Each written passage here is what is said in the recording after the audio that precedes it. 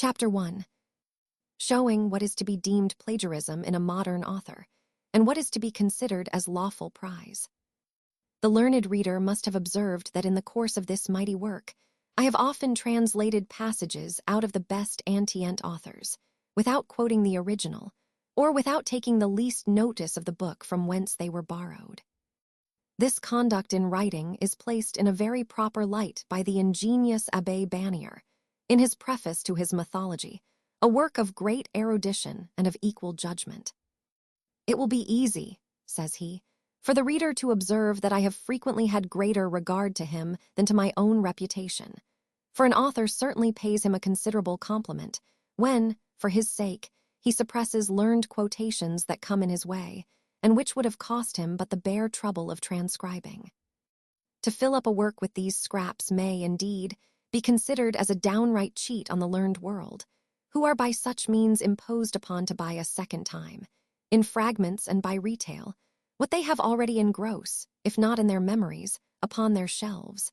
And it is still more cruel upon the illiterate, who are drawn in to pay for what is of no manner of use to them. A writer who intermixes great quantity of Greek and Latin with his works deals by the ladies and fine gentlemen in the same paltry manner with which they are treated by the auctioneers, who often endeavor so to confound and mix up their lots, that, in order to purchase the commodity you want, you are obliged at the same time to purchase that which will do you no service.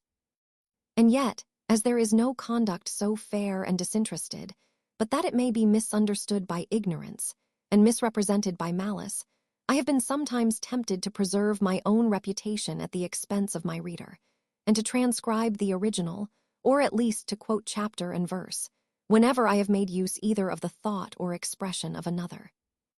I am, indeed, in some doubt that I have often suffered by the contrary method, and that, by suppressing the original author's name, I have been rather suspected of plagiarism than reputed to act from the amiable motive assigned by that justly celebrated Frenchman. Now, to obviate all such imputations for the future, I do here confess and justify the fact. The Antients may be considered as a rich common, where every person who hath the smallest tenement in Parnassus hath a free right to fatten his muse. Or, to place it in a clearer light, we moderns are to the Antients what the poor are to the rich. By the poor here I mean that large and venerable body which, in English, we call the mob. Now, whoever hath had the honor to be admitted to any degree of intimacy with this mob must well know that it is one of their established maxims to plunder and pillage their rich neighbors without any reluctance, and that this is held to be neither sin nor shame among them. And so constantly do they abide and act by this maxim, that in every parish almost in the kingdom, there is a kind of confederacy ever carrying on against a certain person of opulence called the squire, whose property is considered as free booty by all his poor neighbors, who, as they conclude that there is no manner of guilt in such depredations, look upon it as a point of honor and moral obligation to conceal, and to preserve each other from punishment on all such occasions. In like manner are the Antients, such as Homer, Virgil, Horace, Cicero, and the rest, to be esteemed among us writers, as so many wealthy squires from whom we, the poor of Parnassus, claim an immemorial custom of taking whatever we can come at. This liberty I demand, and this I am as ready to allow again to my poor neighbors in their turn. All I profess, and all I require of my brethren, is to maintain the same strict honesty among ourselves which the mob show to one another. To steal from one another is indeed highly criminal and indecent, for this may be strictly styled defrauding the poor, sometimes perhaps those who are poorer than ourselves, or, to set it under the most opprobrious colors, robbing the spittle. Since, therefore, upon the strictest examination, my own conscience cannot lay any such pitiful theft to my charge, I am contented to plead guilty to the former accusation. Nor shall I ever scruple to take to myself any passage which I shall find in an antient author to my purpose, without setting down the name of the author from whence it was taken. Nay, I absolutely claim a property in all such sentiments the moment they are transcribed into my writings, and I expect all readers henceforwards to regard them as purely and entirely my own. This claim, however, I desire to be allowed me only on condition that I preserve strict honesty towards my poor brethren, from whom, if ever I borrow any of that little of which they are possessed, I shall never fail to put their mark upon it, that it may be at all times ready to be restored to the right owner. The omission of this was highly blamable in one Mr. Moore, who, having formerly borrowed some lines of Pope and Company, took the liberty to transcribe 6 of them into his play of the rival modes. Mr. Pope, however, very luckily found them in the said play, and, laying violent hands on his own property, transferred it back again into his own works, and, for a further punishment, imprisoned the said Moore in the loathsome dungeon of the Dunchid, where his unhappy memory now remains, and eternally will remain, as a proper punishment for such his unjust dealings in the poetical trade. Chapter 2. In which, though the squire doth not find his daughter, something is found which puts an end to his pursuit. The history now returns to the inn at Upton, whence we shall first trace the footsteps of Squire Western, for, as he will soon arrive at an end of his journey, we shall have then full leisure to attend our hero. The reader may be pleased to remember that the said squire departed from the inn in great fury, and in that fury he pursued his daughter.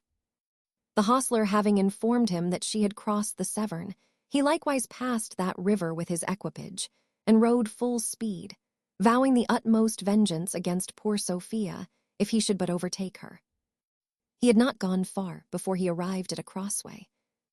Here he called a short council of war, in which, after hearing different opinions, he at last gave the direction of his pursuit to Fortune, and struck directly into the Worcester road.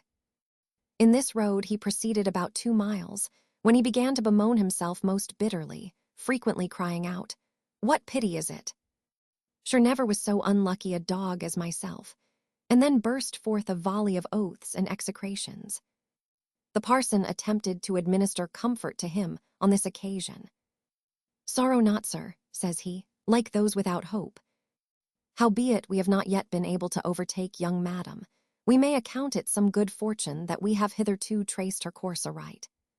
Peradventure she will soon be fatigated with her journey, and will tarry in some inn, in order to renovate her corporeal functions, and in that case, in all moral certainty, you will very briefly be compos voti." "Pog." "D.N. the slut," answered the squire, "I am lamenting the loss of so fine a morning for hunting. It is confounded hard to lose one of the best scenting days, in all appearance, which hath been this season, and especially after so long a frost. Whether Fortune, who now and then shows some compassion in her wantonest tricks, might not take pity of the squire, and, as she had determined not to let him overtake his daughter, might not resolve to make him amends some other way, I will not assert. But he had hardly uttered the words just before commemorated, and 2 or 3 oaths at their heels, when a pack of hounds began to open their melodious throats at a small distance from them, which the squire's horse and his rider both perceiving, both immediately pricked up their ears, and the squire crying, "She's gone, she's gone. Damn me if she is not gone," instantly clapped spurs to the beast, who little needed it, having indeed the same inclination with his master. And now the whole company, crossing into a cornfield, rode directly towards the hounds with much hallowing and whooping, while the poor parson, blessing himself, brought up the rear. Thus fable reports that the fair Grimalkin, whom Venus, at the desire of a passionate lover, converted from a cat into a fine woman, no sooner perceived a mouse than, mindful of her former sport, and still retaining her pristine nature, she leaped from the bed of her husband to pursue the little animal. What are we to understand by this? Not that the bride was displeased with the embraces of her amorous bridegroom, for though some have remarked that cats are subject to ingratitude, yet women and cats too will be pleased and purr on certain occasions. The truth is, as the sagacious Sir Roger L. Estrange observes in his deep reflections, that if we shut nature out at the door, she will come in at the window, and that puss, though a madam, will be a mouser still. In the same manner, we are not to arraign the squire of any want of love for his daughter, for in reality he had a great deal. We are only to consider that he was a squire and a sportsman, and then we may apply the fable to him, and the judicious reflections likewise. The hounds ran very hard, as it is called, and the squire pursued over hedge and ditch, with all his usual vociferation and alacrity, and with all his usual pleasure. Nor did the thoughts of Sophia ever once intrude themselves to allay the satisfaction he enjoyed in the chase, which, he said, was one of the finest he ever saw, and which he swore was very well worth going 50 miles for. As the squire forgot his daughter, the servants, we may easily believe, forgot their mistress. And the parson, after having expressed much astonishment, in Latin, to himself, at length likewise abandoned all farther thoughts of the young lady, and jogging on at a distance behind, began to meditate a portion of doctrine for the ensuing Sunday. The squire who owned the hounds was highly pleased with the arrival of his brother squire and sportsman, for all men approve merit in their own way, and no man was more expert in the field than Mr. Western, nor did any other better know how to encourage the dogs with his voice, and to animate the hunt with his holla. Sportsmen, in the warmth of a chase, are too much engaged to attend to any manner of ceremony, nay, even to the offices of humanity. For, if any of them meet with an accident by tumbling into a ditch or into a river, the rest pass on regardless, and generally leave him to his fate. During this time, therefore, the two squires, though often close to each other, interchanged not a single word.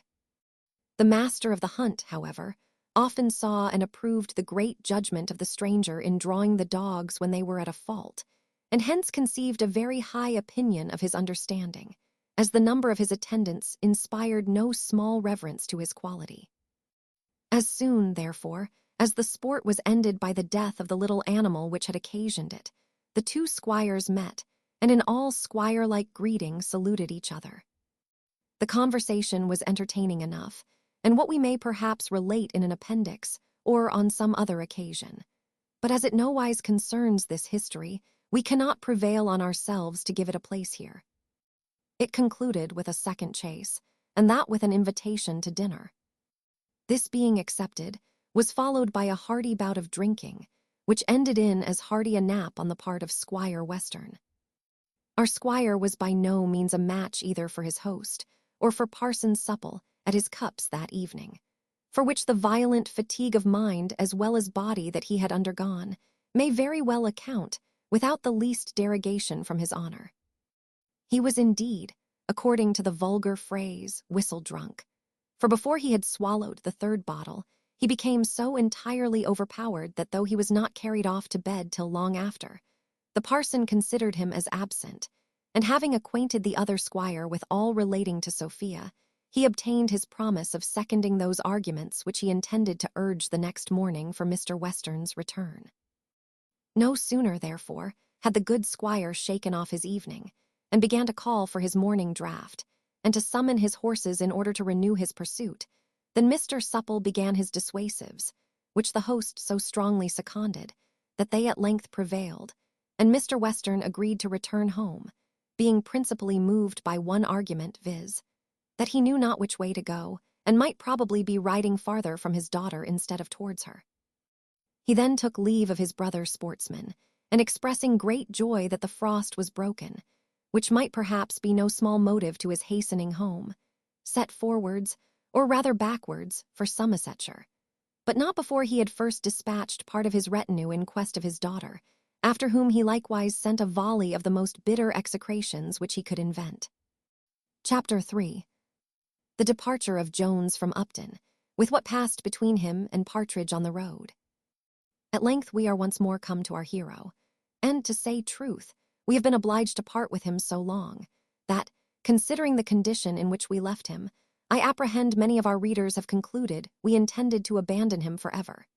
He being at present in that situation in which prudent people usually desist from inquiring any farther after their friends, lest they should be shocked by hearing such friends had hanged themselves. But in reality, if we have not all the virtues, I will boldly say, neither have we all the vices of a prudent character. And though it is not easy to conceive circumstances much more miserable than those of poor Jones at present, we shall return to him, and attend upon him with the same diligence as if he was wantoning in the brightest beams of fortune. Mr. Jones, then, and his companion Partridge, left the inn a few minutes after the departure of Squire Western, and pursued the same road on foot, for the hostler told them that no horses were by any means to be at that time procured at Upton. On they marched with heavy hearts, for though their disquiet proceeded from very different reasons, yet displeased they were both. And if Jones sighed bitterly, Partridge grunted altogether as sadly at every step.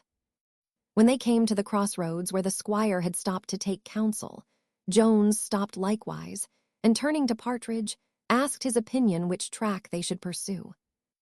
"Ah, sir," answered Partridge, "I wish your honor would follow my advice." "Why should I not?" replied Jones, "for it is now indifferent to me whither I go or what becomes of me." "My advice, then," said Partridge, "is that you immediately face about and return home, for who that hath such a home to return to as your honor would travel thus about the country like a vagabond?" "I ask pardon," said Vox e sola reperta est. "Alas," cries Jones, "I have no home to return to, but if my friend my father would receive me, could I bear the country from which Sophia is flown." "Cruel Sophia, cruel. No, let me blame myself, no, let me blame thee. D-nation seize thee, fool blockhead. Thou hast undone me, and I will tear thy soul from thy body." At which words he laid violent hands on the collar of poor Partridge, and shook him more heartily than an ague fit, or his own fears had ever done before. Partridge fell trembling on his knees, and begged for mercy, vowing he had meant no harm when Jones, after staring wildly on him for a moment, quitted his hold, and discharged a rage on himself, that, had it fallen on the other, would certainly have put an end to his being, which indeed the very apprehension of it had almost effected. We would bestow some pains here in minutely describing all the mad pranks which Jones played on this occasion, could we be well assured that the reader would take the same pains in perusing them. But as we are apprehensive that, after all the labor which we should employ in painting this scene, the said reader would be very apt to skip it entirely over, we have saved ourselves that trouble. To say the truth, we have, from this reason alone, often done great violence to the luxuriance of our genius, and have left many excellent descriptions out of our work, which would otherwise have been in it.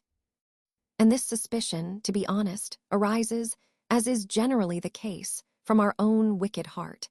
For we have, ourselves, been very often most horridly given to jumping, as we have run through the pages of voluminous historians.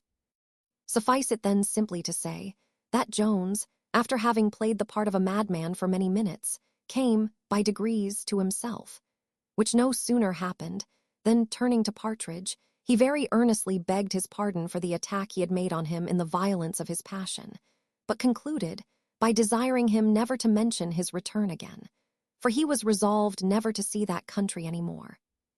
Partridge easily forgave, and faithfully promised to obey the injunction now laid upon him. And then Jones very briskly cried out, "Since it is absolutely impossible for me to pursue any farther the steps of my angel, I will pursue those of glory.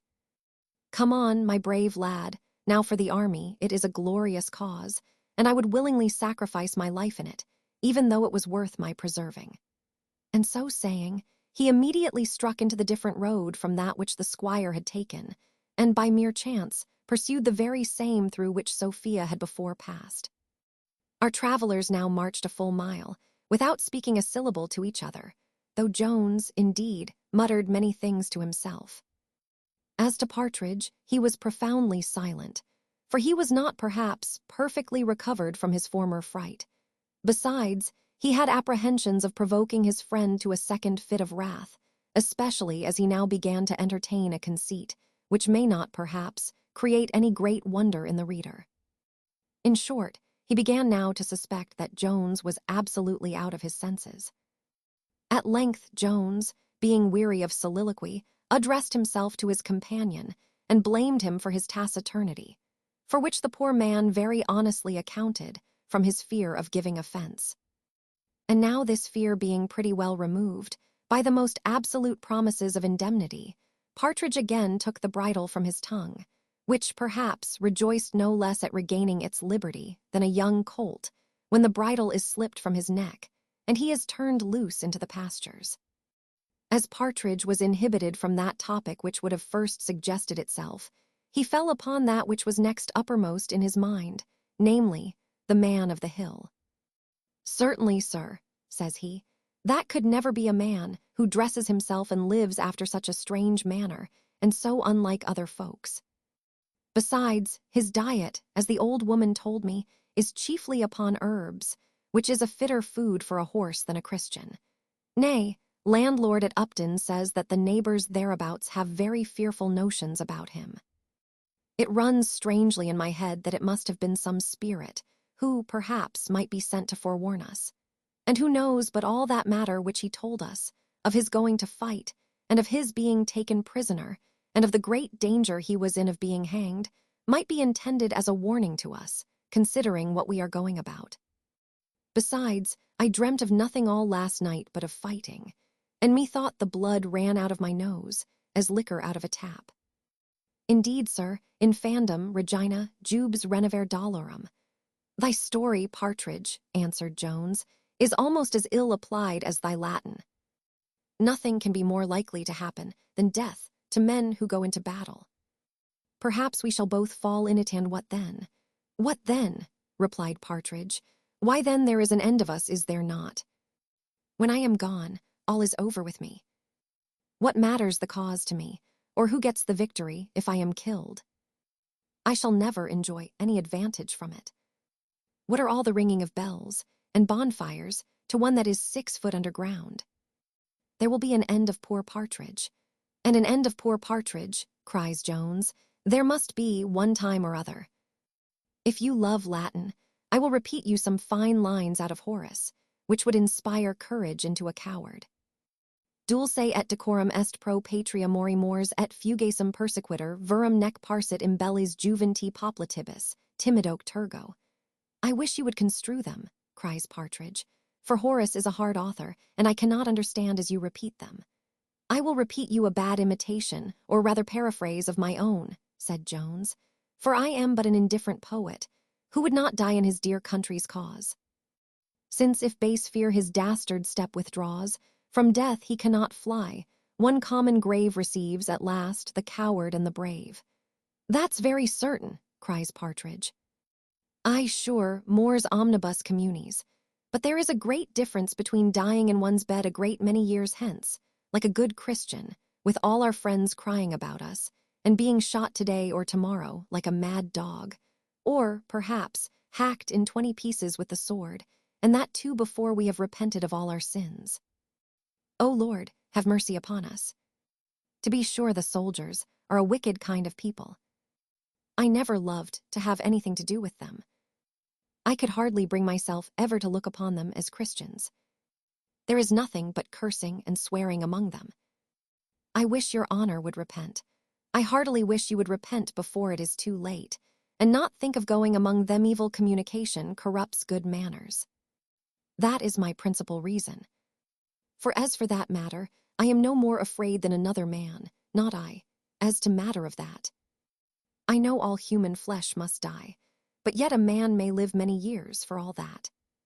Why, I am a middle-aged man now, and yet I may live a great number of years. I have read of several who have lived to be above 100, and some a great deal above 100.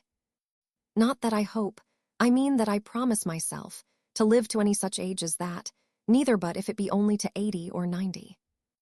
Heaven be praised, that is a great ways off yet, and I am not afraid of dying then, no more than another man. But surely, to tempt death before a man's time is come, seems to me downright wickedness and presumption. Besides, if it was to do any good indeed, but let the cause be what it will, what mighty matter of good can two people do? And for my part, I understand nothing of it. I never fired off a gun above 10 times in my life, and then it was not charged with bullets. And for the sword, I never learned to fence, and know nothing of the matter. And then there are those cannons, which certainly it must be thought the highest presumption to go in the way of, and nobody but a madman I ask pardon. Upon my soul I meant no harm. I beg I may not throw your honor into another passion. Be under no apprehension, Partridge, cries Jones. I am now so well convinced of thy cowardice that thou couldst not provoke me on any account. Your honor, answered he, may call me coward or anything else you please. If loving to sleep in a whole skin makes a man a coward, non immunes ab illis malis sumus. I never read in my grammar that a man can't be a good man without fighting. Ver bonus est quis. Qui consulta patrum, qui legs jurex servat. Not a word of fighting, and I am sure the scripture is so much against it, that a man shall never persuade me he is a good Christian while he sheds Christian blood. Chapter 4. The Adventure of a Beggar Man. Just as Partridge had uttered that good and pious doctrine with which the last chapter concluded, they arrived at another crossway, when a lame fellow in rags asked them for alms, upon which Partridge gave him a severe rebuke, saying, "Every parish ought to keep their own poor." Jones then fell a-laughing, and asked Partridge if he was not ashamed, with so much charity in his mouth, to have no charity in his heart. "Your religion," says he, "serves you only for an excuse for your faults, but is no incentive to your virtue.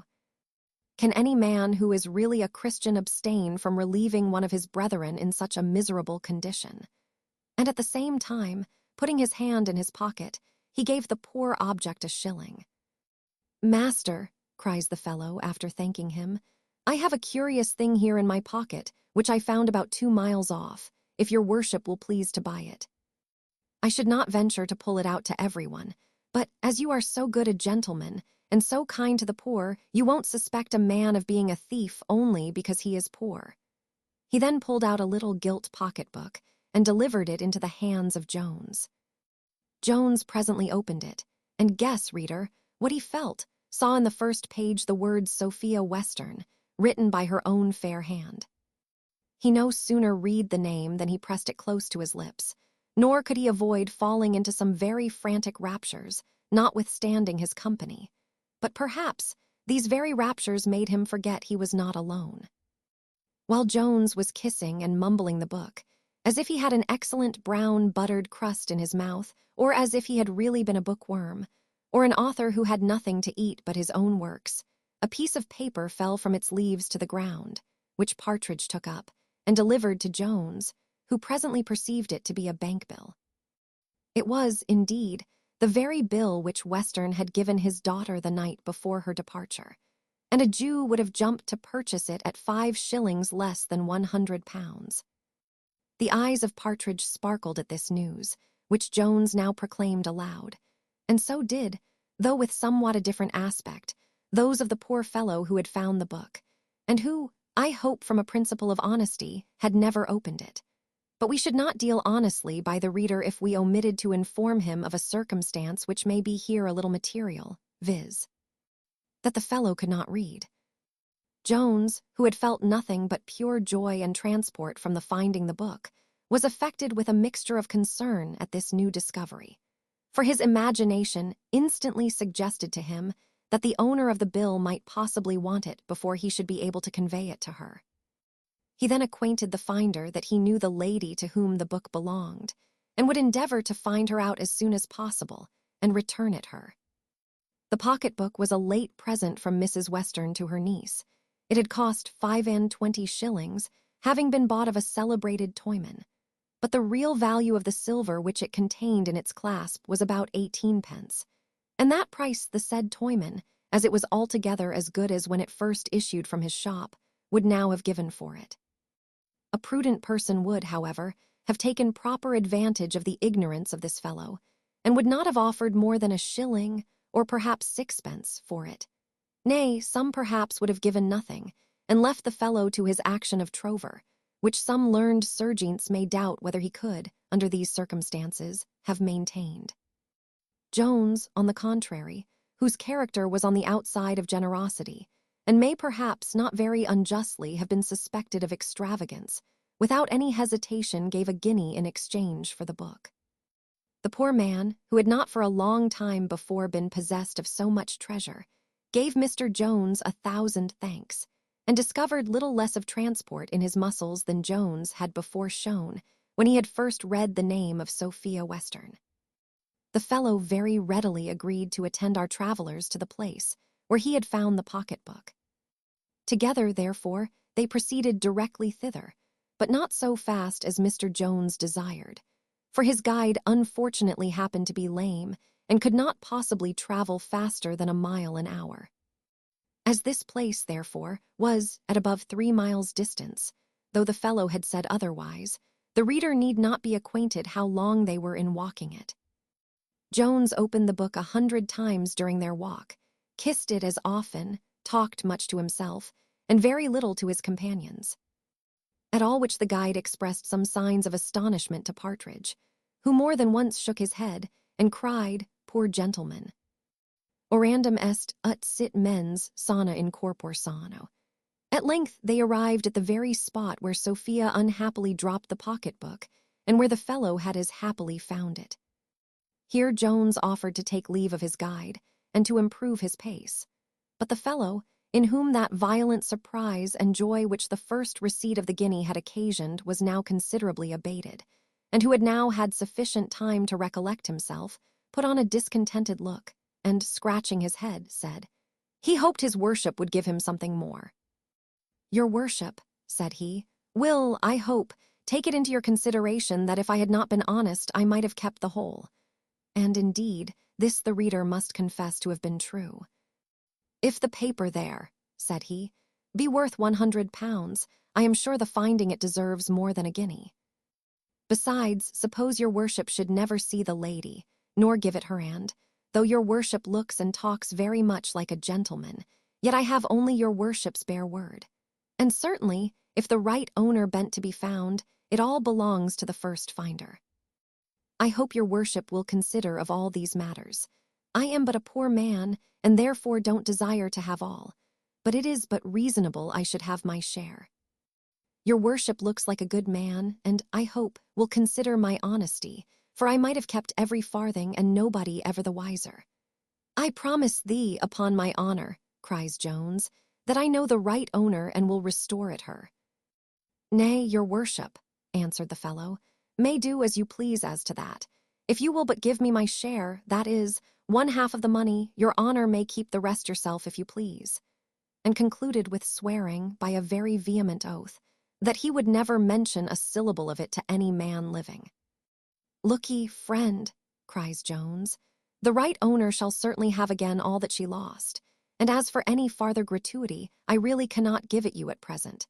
But let me know your name, and where you live, and it is more than possible you may hereafter have further reason to rejoice at this morning's adventure." "I don't know what you mean by venture," cries the fellow. "It seems I must venture whether you will return the lady her money or no, but I hope your worship will consider." "Come, come," said Partridge, "tell his honor your name and where you may be found.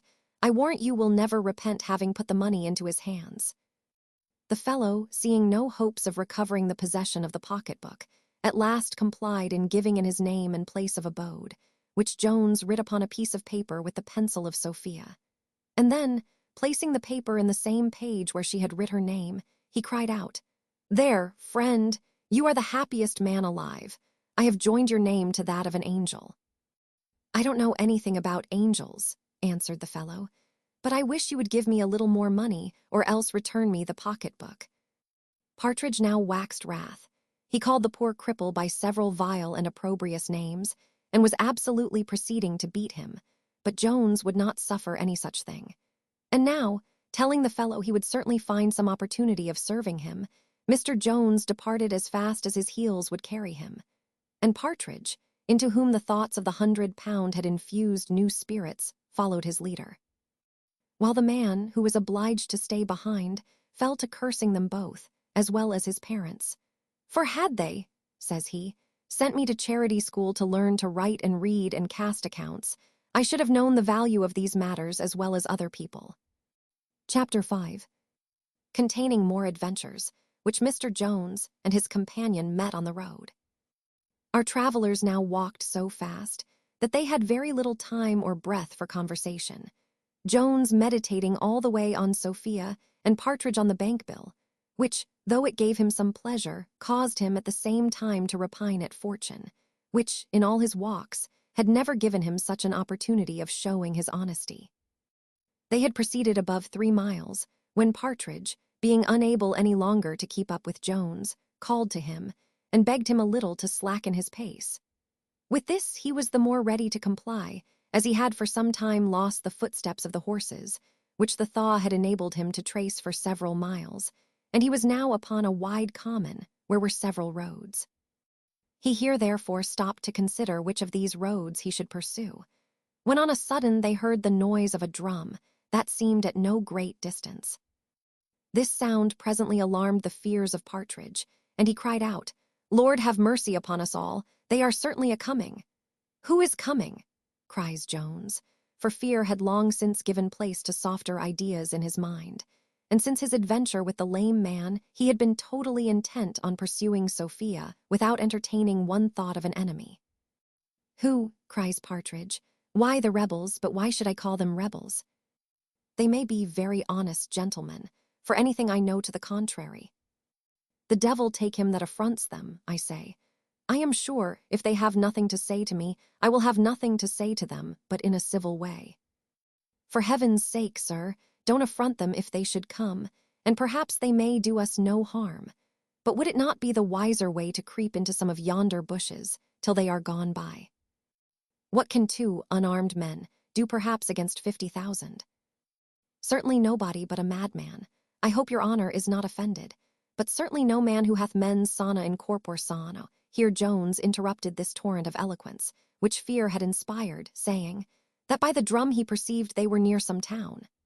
He then made directly towards the place whence the noise proceeded, bidding Partridge take courage, for that he would lead him into no danger, and adding, it was impossible the rebels should be so near.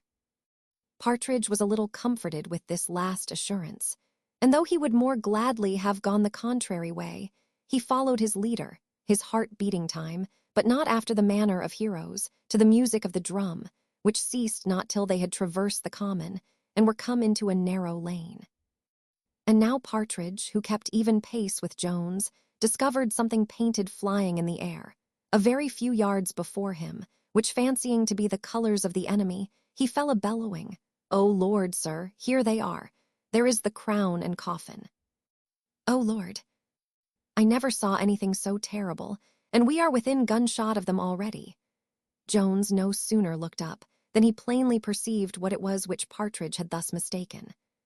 "Partridge," says he, "I fancy you will be able to engage this whole army yourself, for by the colors I guess what the drum was which we heard before, and which beats up for recruits to a puppet show." "A puppet show," answered Partridge, with most eager transport. "And is it really no more than that? I love a puppet show of all the pastimes upon earth. Do, good sir, let us tarry and see it. Besides, I am quite famished to death, for it is now almost dark, and I have not eat a morsel since 3 o'clock in the morning." They now arrived at an inn, or indeed an alehouse, where Jones was prevailed upon to stop, the rather as he had no longer any assurance of being in the road he desired. They walked both directly into the kitchen, where Jones began to inquire if no ladies had passed that way in the morning, and Partridge as eagerly examined into the state of their provisions. And indeed his inquiry met with the better success, for Jones could not hear news of Sophia, but Partridge, to his great satisfaction, found good reason to expect very shortly the agreeable sight of an excellent smoking dish of eggs and bacon. In strong and healthy constitutions, love hath a very different effect from what it causes in the puny part of the species. In the latter, it generally destroys all that appetite which tends towards the conservation of the individual. But in the former, though it often induces forgetfulness and a neglect of food, as well as of everything else, yet place a good piece of well-powdered buttock before a hungry lover, and he seldom fails very handsomely to play his part. Thus it happened in the present case, for though Jones perhaps wanted a prompter, and might have traveled much farther had he been alone with an empty stomach, yet no sooner did he sit down to the bacon and eggs than he fell to as heartily and voraciously as Partridge himself. Before our travelers had finished their dinner, night came on, and as the moon was now past the full, it was extremely dark. Partridge therefore prevailed on Jones to stay and see the puppet show, which was just going to begin, and to which they were very eagerly invited by the master of the said show, who declared that his figures were the finest which the world had ever produced, and that they had given great satisfaction to all the quality in every town in England. The puppet show was performed with great regularity and decency. It was called the fine and serious part of the provoked husband, and it was indeed a very grave and solemn entertainment, without any low wit or humor or jests, or, to do it no more than justice, without anything which could provoke a laugh. The audience were all highly pleased. A grave matron told the master she would bring her 2 daughters the next night, as he did not show any stuff, and an attorney's clerk and an exciseman both declared that the characters of Lord and Lady Townley were well preserved and highly in nature. Partridge likewise concurred with this opinion. The master was so highly elated with these encomiums that he could not refrain from adding some more of his own. He said, the present age was not improved in anything so much as in their puppet shows, which, by throwing out Punch and his wife Joan, and such idle trumpery, were at last brought to be a rational entertainment. I remember, said he, when I first took to the business, there was a great deal of low stuff that did very well to make folks laugh, but was never calculated to improve the morals of young people, which certainly ought to be principally aimed at in every puppet show. For why may not good and instructive lessons be conveyed this way, as well as any other?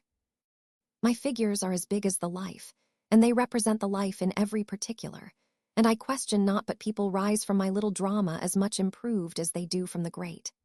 I would by no means degrade the ingenuity of your profession, answered Jones, but I should have been glad to have seen my old acquaintance Master Punch, for all that, and so far from improving, I think, by leaving out him and his merry wife Joan, you have spoiled your puppet show.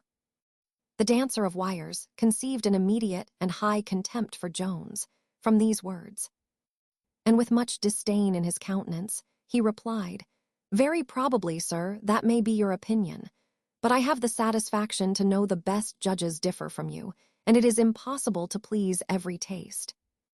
I confess, indeed, some of the quality at Bath, 2 or 3 years ago, wanted mightily to bring Punch again upon the stage. I believe I lost some money for not agreeing to it, but let others do as they will. A little matter shall never bribe me to degrade my own profession, nor will I ever willingly consent to the spoiling the decency and regularity of my stage by introducing any such low stuff upon it. Right, friend, cries the clerk, you are very right. Always avoid what is low. There are several of my acquaintance in London who are resolved to drive everything which is low from the stage. Nothing can be more proper, cries the exciseman, pulling his pipe from his mouth. I remember, added he, for I then lived with my lord, I was in the footman's gallery, the night when this play of the provoked husband was acted first. There was a great deal of low stuff in it about a country gentleman come up to town to stand for Parliament man, and there they brought a parcel of his servants upon the stage, his coachman I remember particularly. But the gentlemen in our gallery could not bear anything so low, and they damned it. I observe, friend, you have left all that matter out, and you are to be commended for it. Nay, gentlemen, cries Jones, I can never maintain my opinion against so many. Indeed, if the generality of his audience dislike him, the learned gentleman who conducts the show might have done very right in dismissing Punch from his service. The master of the show then began a second harangue, and said much of the great force of example, and how much the inferior part of mankind would be deterred from vice, by observing how odious it was in their superiors, when he was unluckily interrupted by an incident, which, though perhaps we might have omitted it at another time, we cannot help relating at present, but not in this chapter. Chapter 6, from which it may be inferred that the best things are liable to be misunderstood and misinterpreted. A violent uproar now arose in the entry, where my landlady was well cuffing her maid both with her fist and tongue. She had indeed missed the wench from her employment, and after a little search, had found her on the puppet show stage in company with the merry Andrew, and in a situation not very proper to be described. Though Grace, for that was her name, had forfeited all title to modesty, yet had she not impudence enough to deny a fact in which she was actually surprised. She, therefore, took another turn and attempted to mitigate the offense. Why do you beat me in this manner, mistress? Cries the wench. If you don't like my doings, you may turn me away. If I am a W.E., for the other had liberally bestowed that appellation on her, my betters are so as well as I. What was the fine lady in the puppet show just now? I suppose she did not lie all night out from her husband for nothing. The landlady now burst into the kitchen and fell foul on both her husband and the poor puppet mover. "Here, husband," says she, "you see the consequence of harboring these people in your house. If one doth draw a little drink the more for them, one is hardly made amends for the litter they make, and then to have one's house made a bawdy house of by such lousy vermin. In short, I desire you would be gone tomorrow morning, for I will tolerate no more such doings. It is only the way to teach our servants idleness and nonsense, for to be sure nothing better can be learned by such idle shows as these. I remember when puppet shows were made of good scripture stories, as Jephthah's rash vow, and such good things, and when wicked people were carried away by the devil. There was some sense in those matters, but as the parson told us last Sunday, nobody believes in the devil nowadays, and here you bring about a parcel of puppets dressed up like lords and ladies, only to turn the heads of poor country wenches, and when their heads are once turned topsy-turvy, no wonder everything else is so. Virgil, I think, tells us that when the mob are assembled in a riotous and tumultuous manner, and all sorts of missile weapons fly about, if a man of gravity and authority appears amongst them, the tumult is presently appeased, and the mob, which when collected into one body may be well compared to an ass, erect their long ears at the grave man's discourse. On the contrary, when a set of grave men and philosophers are disputing, when wisdom herself may in a manner be considered as present, and administering arguments to the disputants, should a tumult arise among the mob, or should one scold, who is herself equal in noise to a mighty mob, appear among the said philosophers, their disputes cease in a moment, wisdom no longer performs her ministerial office, and the attention of everyone is immediately attracted by the scold alone. Thus the uproar aforesaid, and the arrival of the landlady, silenced the master of the puppet show, and put a speedy and final end to that grave and solemn harangue, of which we have given the reader a sufficient taste already. Nothing indeed could have happened so very inopportune as this accident. The most wanton malice of fortune could not have contrived such another stratagem to confound the poor fellow, while he was so triumphantly descanting on the good morals inculcated by his exhibitions. His mouth was now as effectually stopped, as that of Quack must be, if, in the midst of a declamation on the great virtues of his pills and powders, the corpse of one of his martyrs should be brought forth, and deposited before the stage as a testimony of his skill. Instead, therefore, of answering my landlady, the puppet show man ran out to punish his merry Andrew, and now the moon beginning to put forth her silver light, as the poets call it, though she looked at that time more like a piece of copper, Jones called for his reckoning and ordered Partridge, whom my landlady had just awaked from a profound nap, to prepare for his journey.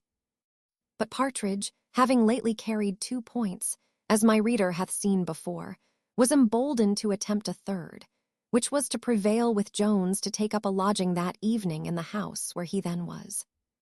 He introduced this with an affected surprise at the intention which Mr. Jones declared of removing, and after urging many excellent arguments against it, he at last insisted strongly that it could be to no manner of purpose whatever, for that, unless Jones knew which way the lady was gone, every step he took might very possibly lead him the farther from her.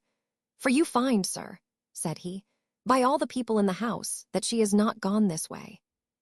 How much better, therefore, would it be to stay till the morning, when we may expect to meet with somebody to inquire of?"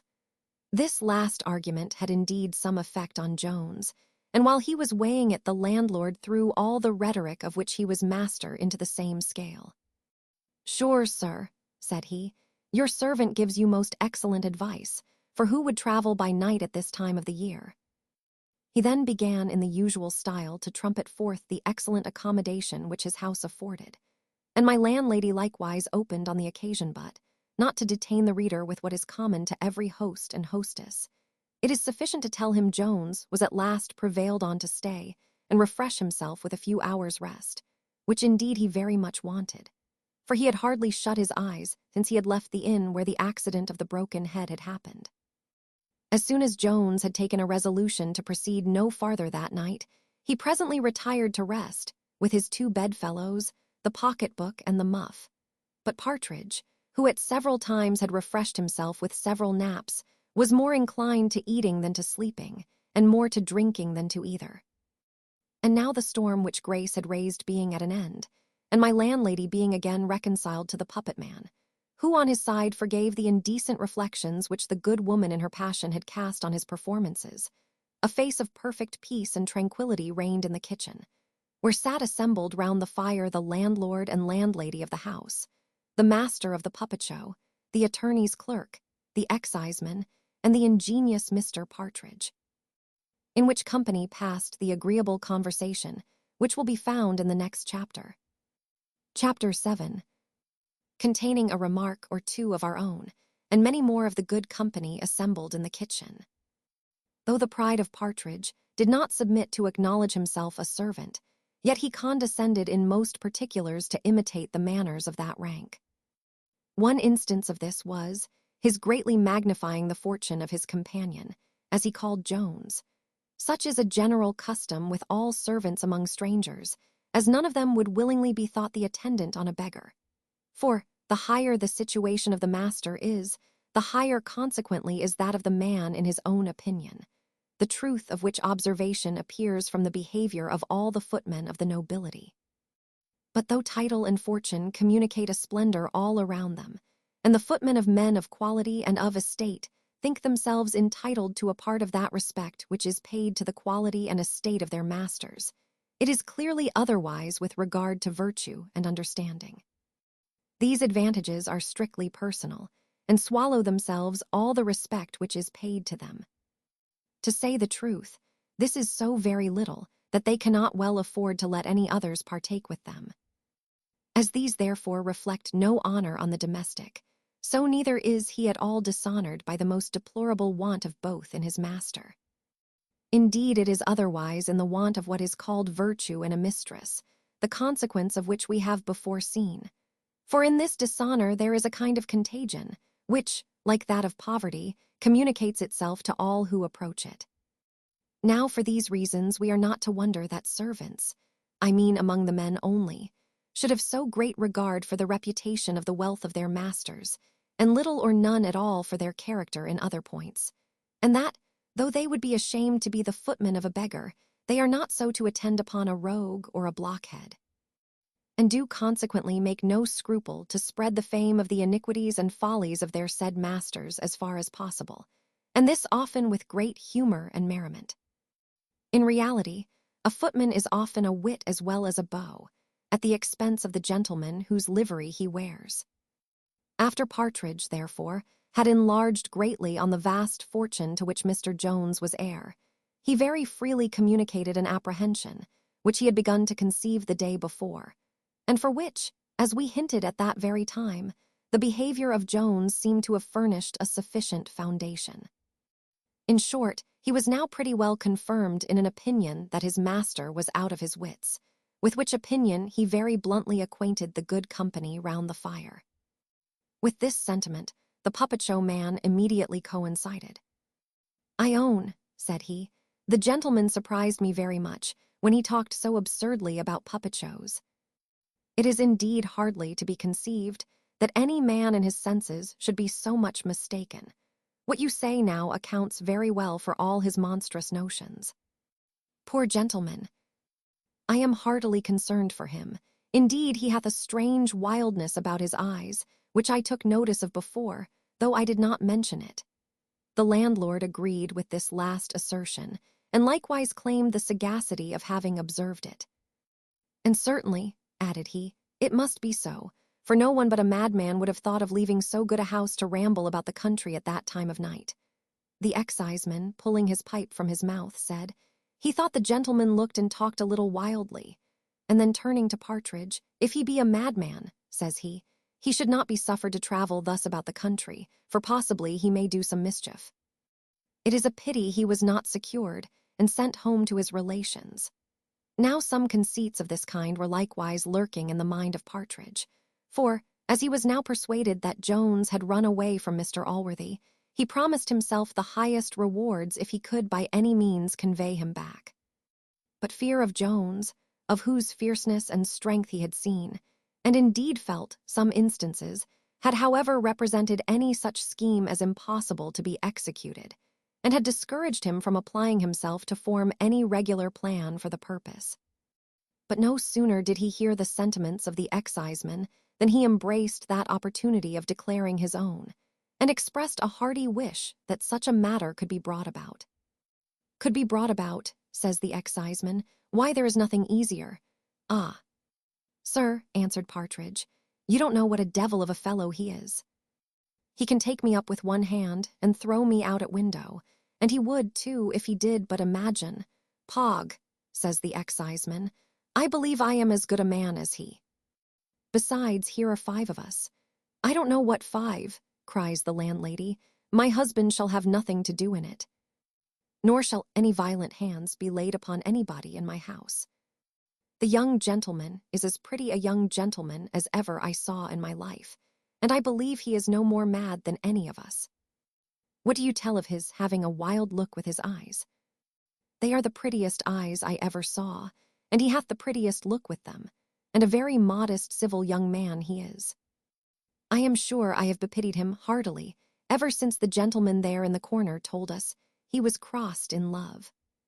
Certainly that is enough to make any man, especially such a sweet young gentleman as he is, to look a little otherwise than he did before. Lady, indeed. What the devil would the lady have better than such a handsome man with a great estate? I suppose she is one of your quality folks, one of your townly ladies that we saw last night in the puppet show, who don't know what they would be at." The attorney's clerk likewise declared he would have no concern in the business without the advice of counsel. "Suppose," says he, "an action of false imprisonment should be brought against us, what defense could we make? Who knows what may be sufficient evidence of madness to a jury? But I only speak upon my own account, for it don't look well for a lawyer to be concerned in these matters, unless it be as a lawyer. Juries are always less favorable to us than to other people. I don't therefore dissuade you, Mr. Thompson, to the exciseman, nor the gentleman, nor anybody else." The exciseman shook his head at this speech, and the puppet show man said, "Madness was sometimes a difficult matter for a jury to decide. For I remember," says he, "I was once present at a trial of madness, where 20 witnesses swore that the person was as mad as a March hare, and 20 others that he was as much in his senses as any man in England, and, indeed, it was the opinion of most people that it was only a trick of his relations to rob the poor man of his right." "Very likely," cries the landlady. "I myself knew a poor gentleman who was kept in a madhouse all his life by his family, and they enjoyed his estate, but it did them no good, for though the law gave it them, it was the right of another." "Pog," cries the clerk with great contempt, "who hath any right but what the law gives them? If the law gave me the best estate in the country, I should never trouble myself much who had the right." "If it be so," says Partridge, "felix quem faciunt aliena pericula caudam." My landlord, who had been called out by the arrival of a horseman at the gate, now returned into the kitchen, and with an affrighted countenance cried out, "What do you think, gentlemen? The rebels have given the Duke the slip, and are got almost to London." "It is certainly true, for a man on horseback just now told me so." "I am glad of it with all my heart," cries Partridge. "Then there will be no fighting in these parts." "I am glad," cries the clerk, "for a better reason, for I would always have right take place." "Aye, but," answered the landlord, "I have heard some people say this man hath no right." "I will prove the contrary in a moment," cries the clerk. "If my father dies seized of a right, do you mind me, seized of a right, I say, doth not that right descend to his son, and doth not one right descend as well as another? But how can he have any right to make us papishes?" says the landlord. "Never fear that," cries Partridge. "As to the matter of right, the gentleman there hath proved it as clear as the sun, and as to the matter of religion, it is quite out of the case. The papists themselves don't expect any such thing. A popish priest, whom I know very well, and who is a very honest man, told me upon his word and honor they had no such design." "And another priest of my acquaintance," said the landlady, "hath told me the same thing, but my husband is always so afraid of papishes. I know a great many papishes that are very honest sort of people, and spend their money very freely, and it is always a maxim with me that one man's money is as good as another's." "Very true, mistress," said the puppet show man. "I don't care what religion comes, provided the Presbyterians are not uppermost, for they are enemies to puppet shows." "And so you would sacrifice your religion to your interest," cries the exciseman, "and are desirous to see popery brought in, are you?" "Not I, truly," answered the other. "I hate popery as much as any man, but yet it is a comfort to one that one should be able to live under it, which I could not do among Presbyterians. To be sure, every man values his livelihood first. That must be granted, and I warrant, if you would confess the truth, you are more afraid of losing your place than anything else. But never fear, friend, there will be an excise under another government as well as under this." "Why, certainly," replied the exciseman. "I should be a very ill man if I did not honor the king, whose bread I eat." "That is no more than natural, as a man may say. For what signifies it to me that there would be an excise office under another government, since my friends would be out, and I could expect no better than to follow them?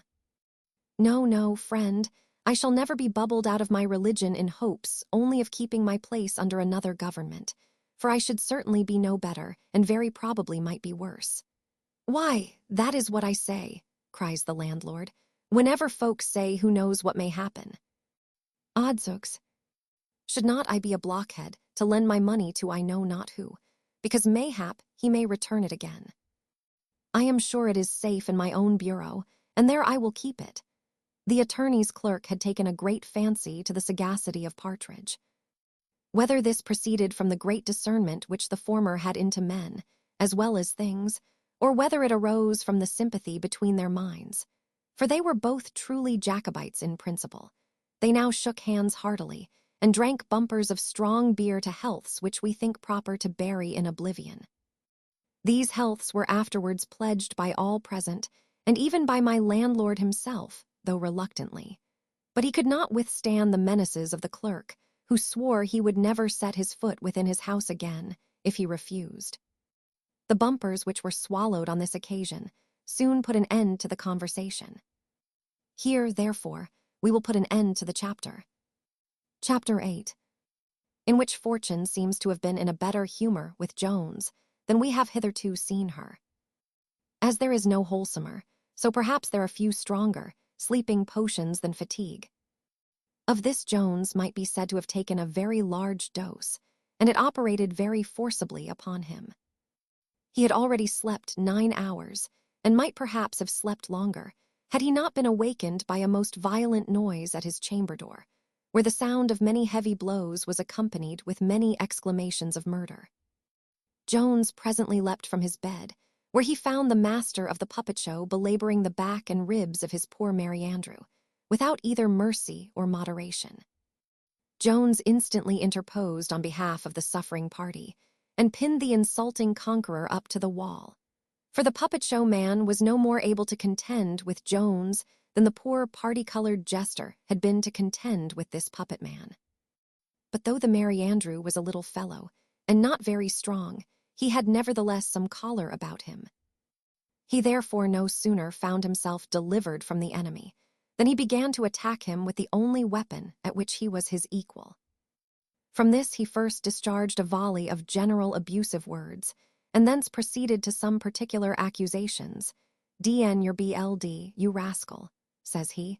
"I have not only supported you, for to me you owe all the money you get, but I have saved you from the gallows. Did you not want to rob the lady of her fine riding habit, no longer ago than yesterday, in the back lane here? Can you deny that you wished to have her alone in a wood to strip her to strip, one of the prettiest ladies that ever was seen in the world? And here you have fallen upon me, and have almost murdered me, for doing no harm to a girl as willing as myself, only because she likes me better than you." Jones no sooner heard this than he quitted the master, laying on him at the same time the most violent injunctions of forbearance from any further insult on the Merry Andrew. And then taking the poor wretch with him into his own apartment, he soon learned tidings of his Sophia, whom the fellow, as he was attending his master with his drum the day before, had seen pass by. He easily prevailed with the lad to show him the exact place, and then having summoned Partridge, he departed with the utmost expedition. It was almost 8 of the clock before all matters could be got ready for his departure.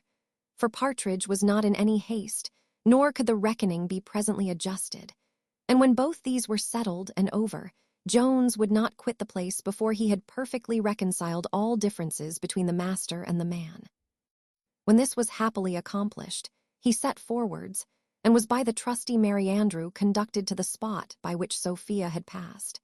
And then, having handsomely rewarded his conductor, he again pushed on with the utmost eagerness, being highly delighted with the extraordinary manner in which he received his intelligence. Of this Partridge was no sooner acquainted than he, with great earnestness, began to prophesy, and assured Jones that he would certainly have good success in the end. For, he said, 2 such accidents could never have happened to direct him after his mistress, if Providence had not designed to bring them together at last. And this was the first time that Jones lent any attention to the superstitious doctrines of his companion. They had not gone above 2 miles when a violent storm of rain overtook them, and as they happened to be at the same time in sight of an alehouse, Partridge, with much earnest entreaty, prevailed with Jones to enter and weather the storm. Hunger is an enemy, if indeed it may be called one, which partakes more of the English than of the French disposition. For though you subdue this never so often, it will always rally again in time. And so it did with Partridge, who was no sooner arrived within the kitchen than he began to ask the same questions which he had asked the night before. The consequence of this was an excellent cold chine being produced upon the table, upon which not only Partridge, but Jones himself, made a very hearty breakfast, though the latter began to grow again uneasy, as the people of the house could give him no fresh information concerning Sophia. Their meal being over, Jones was again preparing to sally, notwithstanding the violence of the storm still continued. But Partridge begged heartily for another mug, and at last casting his eyes on a lad at the fire who had entered into the kitchen, and who at that instant was looking as earnestly at him, he turned suddenly to Jones, and cried, "Master, give me your hand. A single mug shan't serve the turn this bout. Why, here's more news of Madame Sophia come to town. The boy there standing by the fire is the very lad that rode before her. I can swear to my own plaister on his face. Heavens bless you, sir," cries the boy. "It is your own plaister, sure enough. I shall have always reason to remember your goodness, for it hath almost cured me." At these words Jones started from his chair, and, bidding the boy follow him immediately, departed from the kitchen into a private apartment. For so delicate was he with regard to Sophia, that he never willingly mentioned her name in the presence of many people. And though he had, as it were, from the overflowings of his heart, given Sophia as a toast among the officers, where he thought it was impossible she should be known. Yet, even there, the reader may remember how difficultly he was prevailed upon to mention her surname. Hard therefore was it, and perhaps, in the opinion of many sagacious readers, very absurd and monstrous, that he should principally owe his present misfortune to the supposed want of that delicacy with which he so abounded. For, in reality, Sophia was much more offended at the freedoms which she thought, and not without good reason, he had taken with her name and character, than at any freedoms, in which, under his present circumstances, he had indulged himself with the person of another woman. And to say truth, I believe honor could never have prevailed on her to leave Upton without her seeing Jones, had it not been for those 2 strong instances of a levity in his behavior, so void of respect, and indeed so highly inconsistent with any degree of love and tenderness in great and delicate minds. But so matters fell out, and so I must relate them, and if any reader is shocked at their appearing unnatural, I cannot help it. I must remind such persons that I am not writing a system, but a history, and I am not obliged to reconcile every matter to the received notions concerning truth and nature. But if this was never so easy to do, perhaps it might be more prudent in me to avoid it. For instance, as the fact at present before us now stands, without any comment of mine upon it, though it may at first sight offend some readers, yet, upon more mature consideration, it must please all. For wise and good men may consider what happened to Jones at Upton as a just punishment for his wickedness with regard to women, of which it was indeed the immediate consequence. And silly and bad persons, may comfort themselves in their vices by flattering their own hearts that the characters of men are rather owing to accident than to virtue. Now, perhaps the reflections which we should be here inclined to draw would alike contradict both these conclusions, and would show that these incidents contribute only to confirm the great, useful, and uncommon doctrine, which it is the purpose of this whole work to inculcate, and which we must not fill up our pages by frequently repeating, as an ordinary parson fills his sermon by repeating his text at the end of every paragraph. We are contented that it must appear, however unhappily Sophia had erred in her opinion of Jones, she had sufficient reason for her opinion, since, I believe, every other young lady would, in her situation, have erred in the same manner. Nay, had she followed her lover at this very time, and had entered this very alehouse the moment he was departed from it, she would have found the landlord as well acquainted with her name and person as the wench at Upton had appeared to be. For while Jones was examining his boy in whispers in an inner room, Partridge, who had no such delicacy in his disposition, was in the kitchen very openly catechizing the other guide who had attended Mrs. Fitzpatrick. By which means the landlord, whose ears were open on all such occasions, became perfectly well acquainted with the tumble of Sophia from her horse, and with the mistake concerning Jenny Cameron, with the many consequences of the punch, and, in short, with almost everything which had happened at the inn whence we dispatched our ladies in a coach and six when we last took our leaves of them. Chapter 9, containing little more than a few odd observations. Jones had been absent a full half-hour, when he returned into the kitchen in a hurry, desiring the landlord to let him know that instant what was to pay. And now the concern which Partridge felt at being obliged to quit the warm chimney-corner, and a cup of excellent liquor, was somewhat compensated by hearing that he was to proceed no farther on foot, for Jones, by golden arguments, had prevailed with the boy to attend him back to the inn whither he had before conducted Sophia. But to this, however, the lad consented, upon condition that the other guide would wait for him at the alehouse. Because, as the landlord at Upton was an intimate acquaintance of the landlord at Gloucester, it might some time or other come to the ears of the latter that his horses had been let to more than one person, and so the boy might be brought to account for money, which he wisely intended to put in his own pocket. We were obliged to mention this circumstance, trifling as it may seem, since it retarded Mr. Jones a considerable time in his setting out. For the honesty of this latter boy was somewhat high-priced, and would indeed have cost Jones very dear, had not Partridge, who, as we have said, was a very cunning fellow, artfully thrown in half a crown to be spent at that very alehouse, while the boy was waiting for his companion. This half-crown the landlord no sooner got scent of, than he opened after it with such vehement and persuasive outcry that the boy was soon overcome, and consented to take half a crown more for his stay. Here we cannot help observing that as there is so much of policy in the lowest life, great men often overvalue themselves on those refinements in imposture, in which they are frequently excelled by some of the lowest of the human species. The horses being now produced, Jones directly leapt into the side saddle, on which his dear Sophia had rid. The lad, indeed, very civilly offered him the use of his, but he chose the side saddle, probably because it was softer. Partridge, however, though full as effeminate as Jones, could not bear the thoughts of degrading his manhood. He therefore accepted the boy's offer, and now, Jones being mounted on the side saddle of his Sophia, the boy on that of Mrs. Honor, and Partridge bestriding the third horse, they set forwards on their journey, and within 4 hours arrived at the inn where the reader hath already spent so much time. Partridge was in very high spirits during the whole way, and often mentioned to Jones the many good omens of his future success which had lately befriended him, and which the reader, without being the least superstitious, must allow to have been particularly fortunate. Partridge was moreover better pleased with the present pursuit of his companion than he had been with his pursuit of glory, and from these very omens, which assured the pedagogue of success, he likewise first acquired a clear idea of the amour between Jones and Sophia, to which he had before given very little attention, as he had originally taken a wrong scent concerning the reasons of Jones's departure. And as to what happened at Upton, he was too much frightened just before and after his leaving that place to draw any other conclusions from thence than that poor Jones was a downright madman.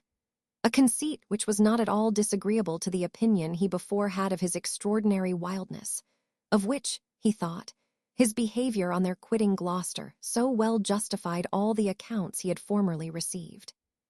He was now, however, pretty well satisfied with his present expedition, and henceforth began to conceive much worthier sentiments of his friend's understanding. The clock had just struck 3 when they arrived, and Jones immediately bespoke post-horses.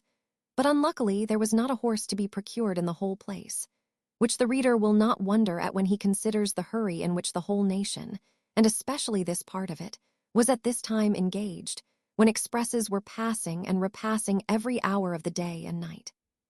Jones endeavored all he could to prevail with his former guide to escort him to Coventry, but he was inexorable. While he was arguing with the boy in the inn-yard, a person came up to him, and saluting him by his name, inquired how all the good family did in Somersetshire. And now Jones, casting his eyes upon this person, presently discovered him to be Mr. Dowling, the lawyer, with whom he had dined at Gloucester, and with much courtesy returned the salutation.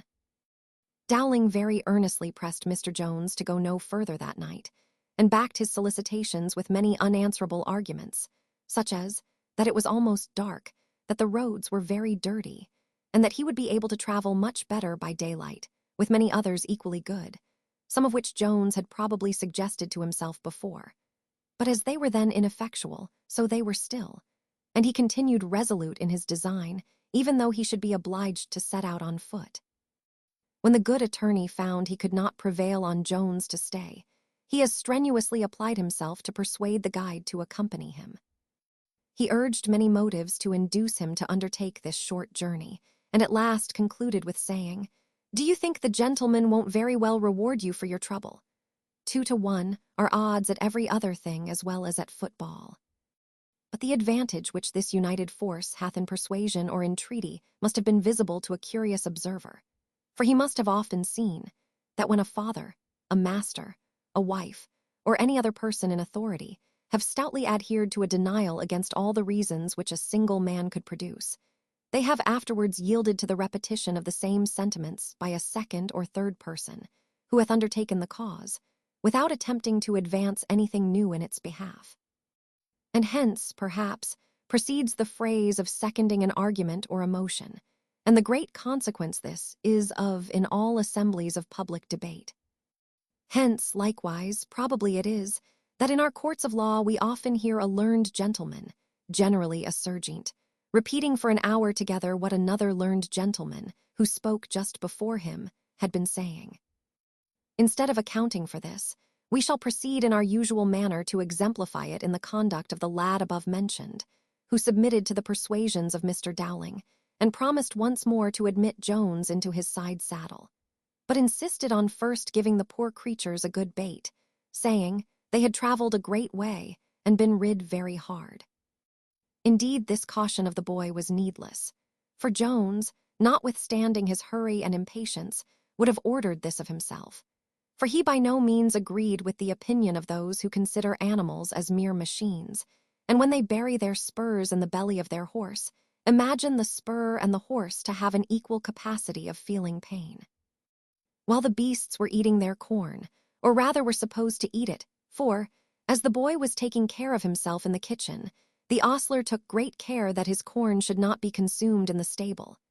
Mr. Jones, at the earnest desire of Mr. Dowling, accompanied that gentleman into his room, where they sat down together over a bottle of wine. Chapter 10, in which Mr. Jones and Mr. Dowling drink a bottle together. Mr. Dowling, pouring out a glass of wine, named the health of the good Squire Allworthy, adding, "If you please, sir, we will likewise remember his nephew and heir, the young squire. Come, sir, here's Mr. Blifil to you, a very pretty young gentleman, and who, I dare swear, will hereafter make a very considerable figure in his country. I have a borough for him myself in my eye." "Sir," answered Jones, "I am convinced you don't intend to affront me, so I shall not resent it, but I promise you, you have joined 2 persons very improperly together, for one is the glory of the human species, and the other is a rascal who dishonors the name of man." Dowling stared at this. He said he thought both the gentlemen had a very unexceptionable character. "As for Squire Allworthy himself," says he, "I never had the happiness to see him, but all the world talks of his goodness. And indeed, as to the young gentleman, I never saw him but once, when I carried him the news of the loss of his mother. And then I was so hurried, and drove, and tore with the multiplicity of business, that I had hardly time to converse with him. But he looked so like a very honest gentleman, and behaved himself so prettily, that I protest I never was more delighted with any gentleman since I was born." "I don't wonder," answered Jones, "that he should impose upon you in so short an acquaintance, for he hath the cunning of the devil himself, and you may live with him many years without discovering him. I was bred up with him from my infancy, and we were hardly ever asunder. But it is very lately only that I have discovered half the villainy which is in him. I own I never greatly liked him. I thought he wanted that generosity of spirit, which is the sure foundation of all that is great and noble in human nature. I saw a selfishness in him long ago which I despised, but it is lately, very lately, that I have found him capable of the basest and blackest designs. For indeed, I have at last found out that he hath taken an advantage of the openness of my own temper, and hath concerted the deepest project by a long train of wicked artifice to work my ruin, which at last he hath effected." "Ay," cries Dowling, "I protest then it is a pity such a person should inherit the great estate of your uncle Allworthy." "Alas, sir," cries Jones, "you do me an honour to which I have no title. It is true, indeed, his goodness once allowed me the liberty of calling him by a much nearer name. But as this was only a voluntary act of goodness, I can complain of no injustice when he thinks proper to deprive me of this honour, since the loss cannot be more unmerited than the gift originally was. I assure you, sir, I am no relation of Mr. Allworthy, and if the world, who are incapable of setting a true value on his virtue, should think, in his behaviour to me, he hath dealt hardly by a relation, they do an injustice to the best of men. For I ask your pardon, I shall trouble you with no particulars relating to myself. Only as you seem to think me a relation of Mr. Allworthy, I thought proper to set you right in a matter that might draw some censures upon him, which I promise you I would rather lose my life than give occasion to." "I protest, sir," cried Dowling, "you talk very much like a man of honour, but instead of giving me any trouble, I protest it would give me great pleasure to know how you came to be thought a relation of Mr. Allworthy's, if you are not. Your horses won't be ready this half hour, and as you have sufficient opportunity, I wish you would tell me how all that happened. For I protest it seems very surprising that you should pass for a relation of a gentleman, without being so." Jones, who in the compliance of his disposition, though not in his prudence, a little resembled his lovely Sophia, was easily prevailed on to satisfy Mr. Dowling's curiosity by relating the history of his birth and education, which he did like Othello. Even from his boyish years to very moment he was bad to tell, the which to hear Dowling like Desdemona did seriously incline. He swore 'twas strange, 'twas passing strange, 'twas pitiful, 'twas wondrous pitiful. Mr. Dowling was indeed very greatly affected with this relation, for he had not divested himself of humanity by being an attorney. Indeed, nothing is more unjust than to carry our prejudices against a profession into private life, and to borrow our idea of a man from our opinion of his calling. Habit, it is true, lessens the horror of those actions which the profession makes necessary and consequently habitual. But in all other instances, nature works in men of all professions alike, nay, perhaps, even more strongly with those who give her, as it were, a holiday, when they are following their ordinary business. A butcher, I make no doubt, would feel compunction at the slaughter of a fine horse, and though a surgeon can feel no pain in cutting off a limb, I have known him compassionate a man in a fit of the gout.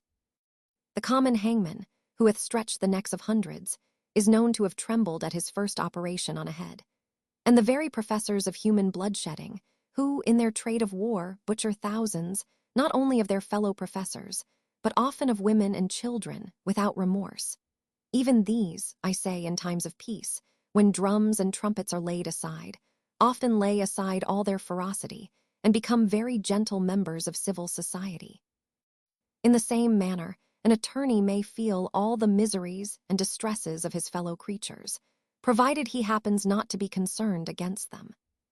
Jones, as the reader knows, was yet unacquainted with the very black colors in which he had been represented to Mr. Allworthy, and as to other matters, he did not show them in the most disadvantageous light. For though he was unwilling to cast any blame on his former friend and patron, yet he was not very desirous of heaping too much upon himself. Dowling therefore observed, and not without reason, that very ill offices must have been done him by somebody. "For certainly," cries he, "the squire would never have disinherited you only for a few faults, which any young gentleman might have committed. Indeed, I cannot properly say disinherited, for to be sure by law you cannot claim as heir. That's certain, that nobody need go to council for. Yet when a gentleman had in a manner adopted you thus as his own son, you might reasonably have expected some very considerable part, if not the whole. Nay, if you had expected the whole, I should not have blamed you. For certainly all men are forgetting as much as they can, and they are not to be blamed on that account." "Indeed you wrong me," said Jones. "I should have been contented with very little. I never had any view upon Mr. Allworthy's fortune. Nay, I believe I may truly say I never once considered what he could or might give me. This I solemnly declare. If he had done a prejudice to his nephew in my favor, I would have undone it again. I had rather enjoy my own mind than the fortune of another man. What is the poor pride arising from a magnificent house, a numerous equipage, a splendid table, and from all the other advantages or appearances of fortune, compared to the warm, solid content, the swelling satisfaction, the thrilling transports, and the exulting triumphs, which a good mind enjoys in the contemplation of a generous, virtuous, noble, benevolent action? I envy not Blifil in the prospect of his wealth, nor shall I envy him in the possession of it. I would not think myself a rascal half an hour to exchange situations.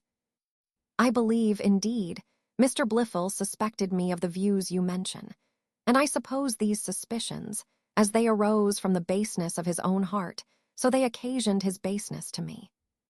But I thank heaven, I feel my innocence, my friend, and I would not part with that feeling for the world. For as long as I know I have never done, nor even designed, an injury to any being whatever, pone me pigris ubi nulla campis arbor aestiva recreator ora, quad latus mundi nebulae, malusque Jupiter ergit.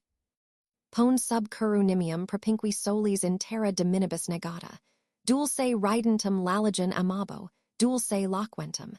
Asterisk place me where never summer breeze unbinds the glebe or warms the trees, where ever lowering clouds appear, and angry Jove deforms inclement year.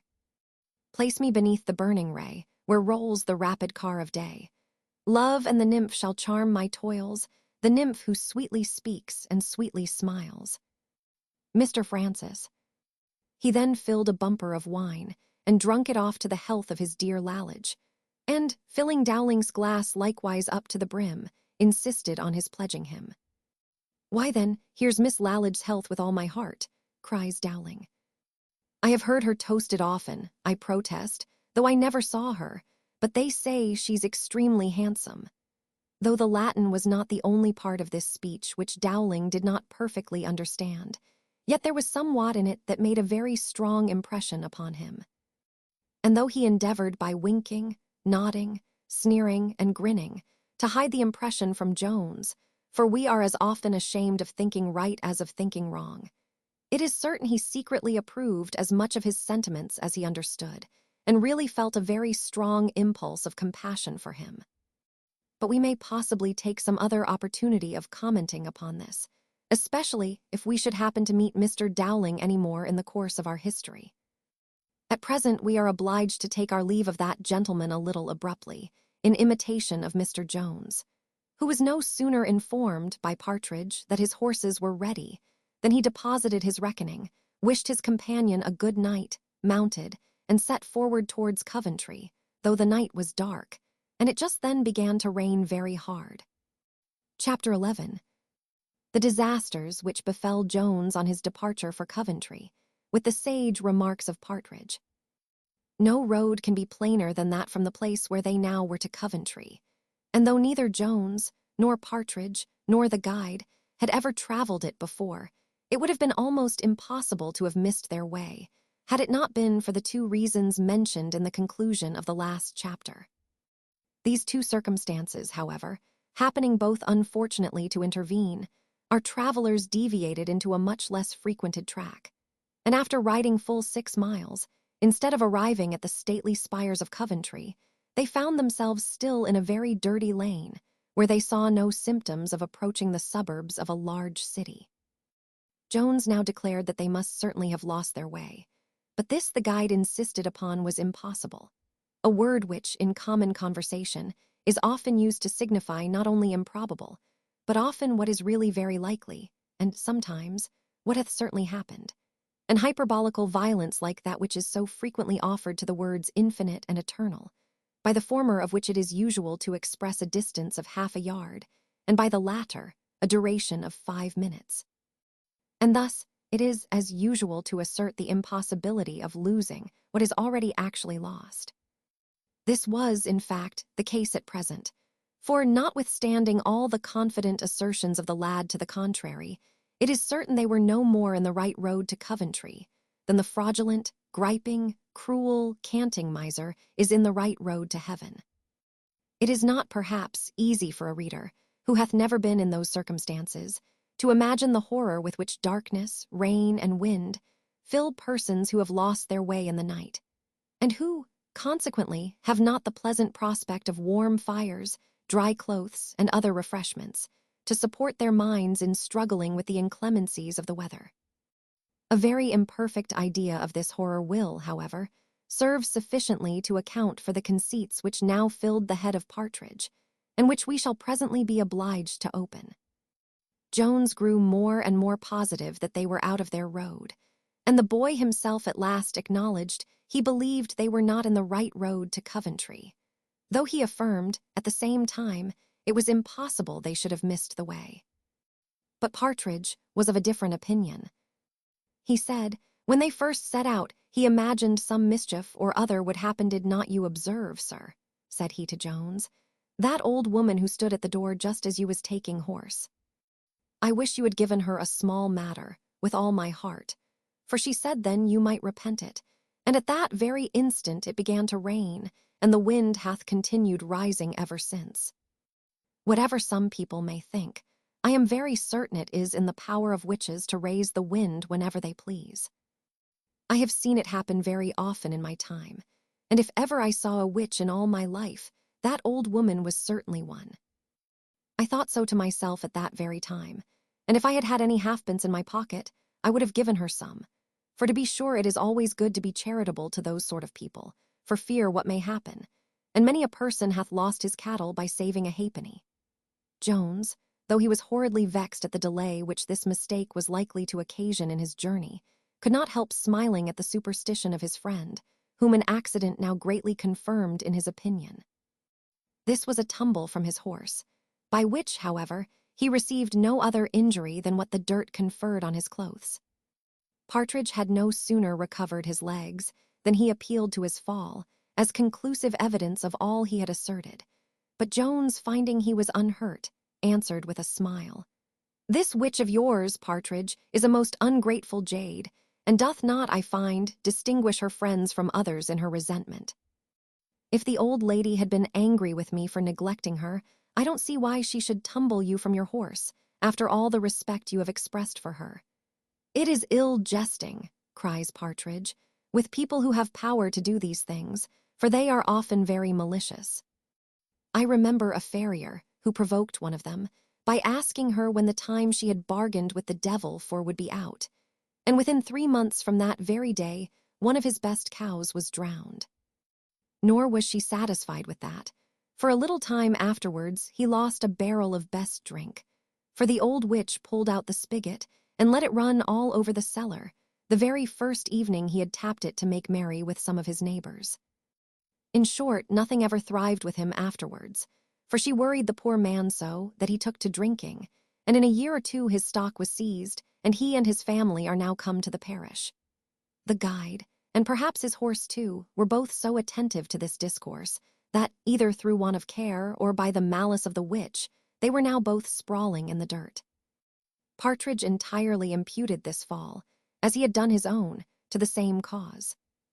He told Mr. Jones it would certainly be his turn next, and earnestly entreated him to return back and find out the old woman and pacify her. "We shall very soon," added he, "reach the inn, for though we have seemed to go forward, I'm very certain we are in the identical place in which we were an hour ago, and I dare swear if it was daylight, we might now see the inn we set out from." Instead of returning any answer to this sage advice, Jones was entirely attentive to what had happened to the boy, who received no other hurt than what had before befallen Partridge, and which his clothes very easily bore, as they had been for many years inured to the like. He soon regained his side saddle, and by the hearty curses and blows which he bestowed on his horse, quickly satisfied Mr. Jones that no harm was done. Chapter 12 relates that Mr. Jones continued his journey, contrary to the advice of Partridge, with what happened on that occasion. They now discovered a light at some distance, to the great pleasure of Jones, and to the no small terror of Partridge, who firmly believed himself to be bewitched, and that this light was a jack-with-a-lantern, or somewhat more mischievous. But how were these fears increased, when, as they approached nearer to this light, or lights as they now appeared, they heard a confused sound of human voices, of singing, laughing, and hallowing, together with a strange noise that seemed to proceed from some instruments, but could hardly be allowed the name of music. Indeed, to favor a little the opinion of Partridge, it might very well be called music bewitched. It is impossible to conceive a much greater degree of horror than what now seized on Partridge, the contagion of which had reached the postboy, who had been very attentive to many things that the other had uttered. He now, therefore, joined in petitioning Jones to return, saying he firmly believed what Partridge had just before said, that though the horses seemed to go on, they had not moved a step forwards during at least the last half-hour. Jones could not help smiling in the midst of his vexation at the fears of these poor fellows. "Either we advance," says he, "towards the lights, or the lights have advanced towards us, for we are now at a very little distance from them. But how can either of you be afraid of a set of people who appear only to be merry-making?" "Merry-making, sir," cries Partridge. "Who could be merry-making at this time of night, and in such a place and such weather? They can be nothing but ghosts or witches, or some evil spirits or other, that's certain." "Let them be what they will," cries Jones. "I am resolved to go up to them and inquire the way to Coventry." "All witches, Partridge, are not such ill-natured hags as that we had the misfortune to meet with last." "O Lord, sir," cries Partridge, "there is no knowing what humor they will be in. To be sure, it is always best to be civil to them. But what if we should meet with something worse than witches, with evil spirits themselves? Pray, sir, be advised. Pray, sir, do. If you had read so many terrible accounts as I have of these matters, you would not be so foolhardy. The Lord knows whither we have got already, or whither we are going. For sure such darkness was never seen upon earth, and I question whether it can be darker in the other world." Jones put forwards as fast as he could, notwithstanding all these hints and cautions, and poor Partridge was obliged to follow, for though he hardly dared to advance, he dared still less to stay behind by himself. At length they arrived at the place whence the lights and different noises had issued. This Jones perceived to be no other than a barn, where a great number of men and women were assembled, and diverting themselves with much apparent jollity. Jones no sooner appeared before the great doors of the barn, which were open, than a masculine and very rough voice from within demanded, "Who was there?" To which Jones gently answered, "A friend," and immediately asked the road to Coventry. "If you are a friend," cries another of the men in the barn, "you had better alight till the storm is over, for indeed it was now more violent than ever. You are very welcome to put up your horse, for there is sufficient room for him at the end of the barn." "You are very obliging," returned Jones, "and I will accept your offer for a few minutes, whilst the rain continues, and here are two more who will be glad of the same favor." This was accorded with more goodwill than it was accepted, for Partridge would rather have submitted to the utmost inclemency of the weather than have trusted to the clemency of those whom he took for hobgoblins. And the poor postboy was now infected with the same apprehensions. But they were both obliged to follow the example of Jones, the one because he durst not leave his horse, and the other because he feared nothing so much as being left by himself.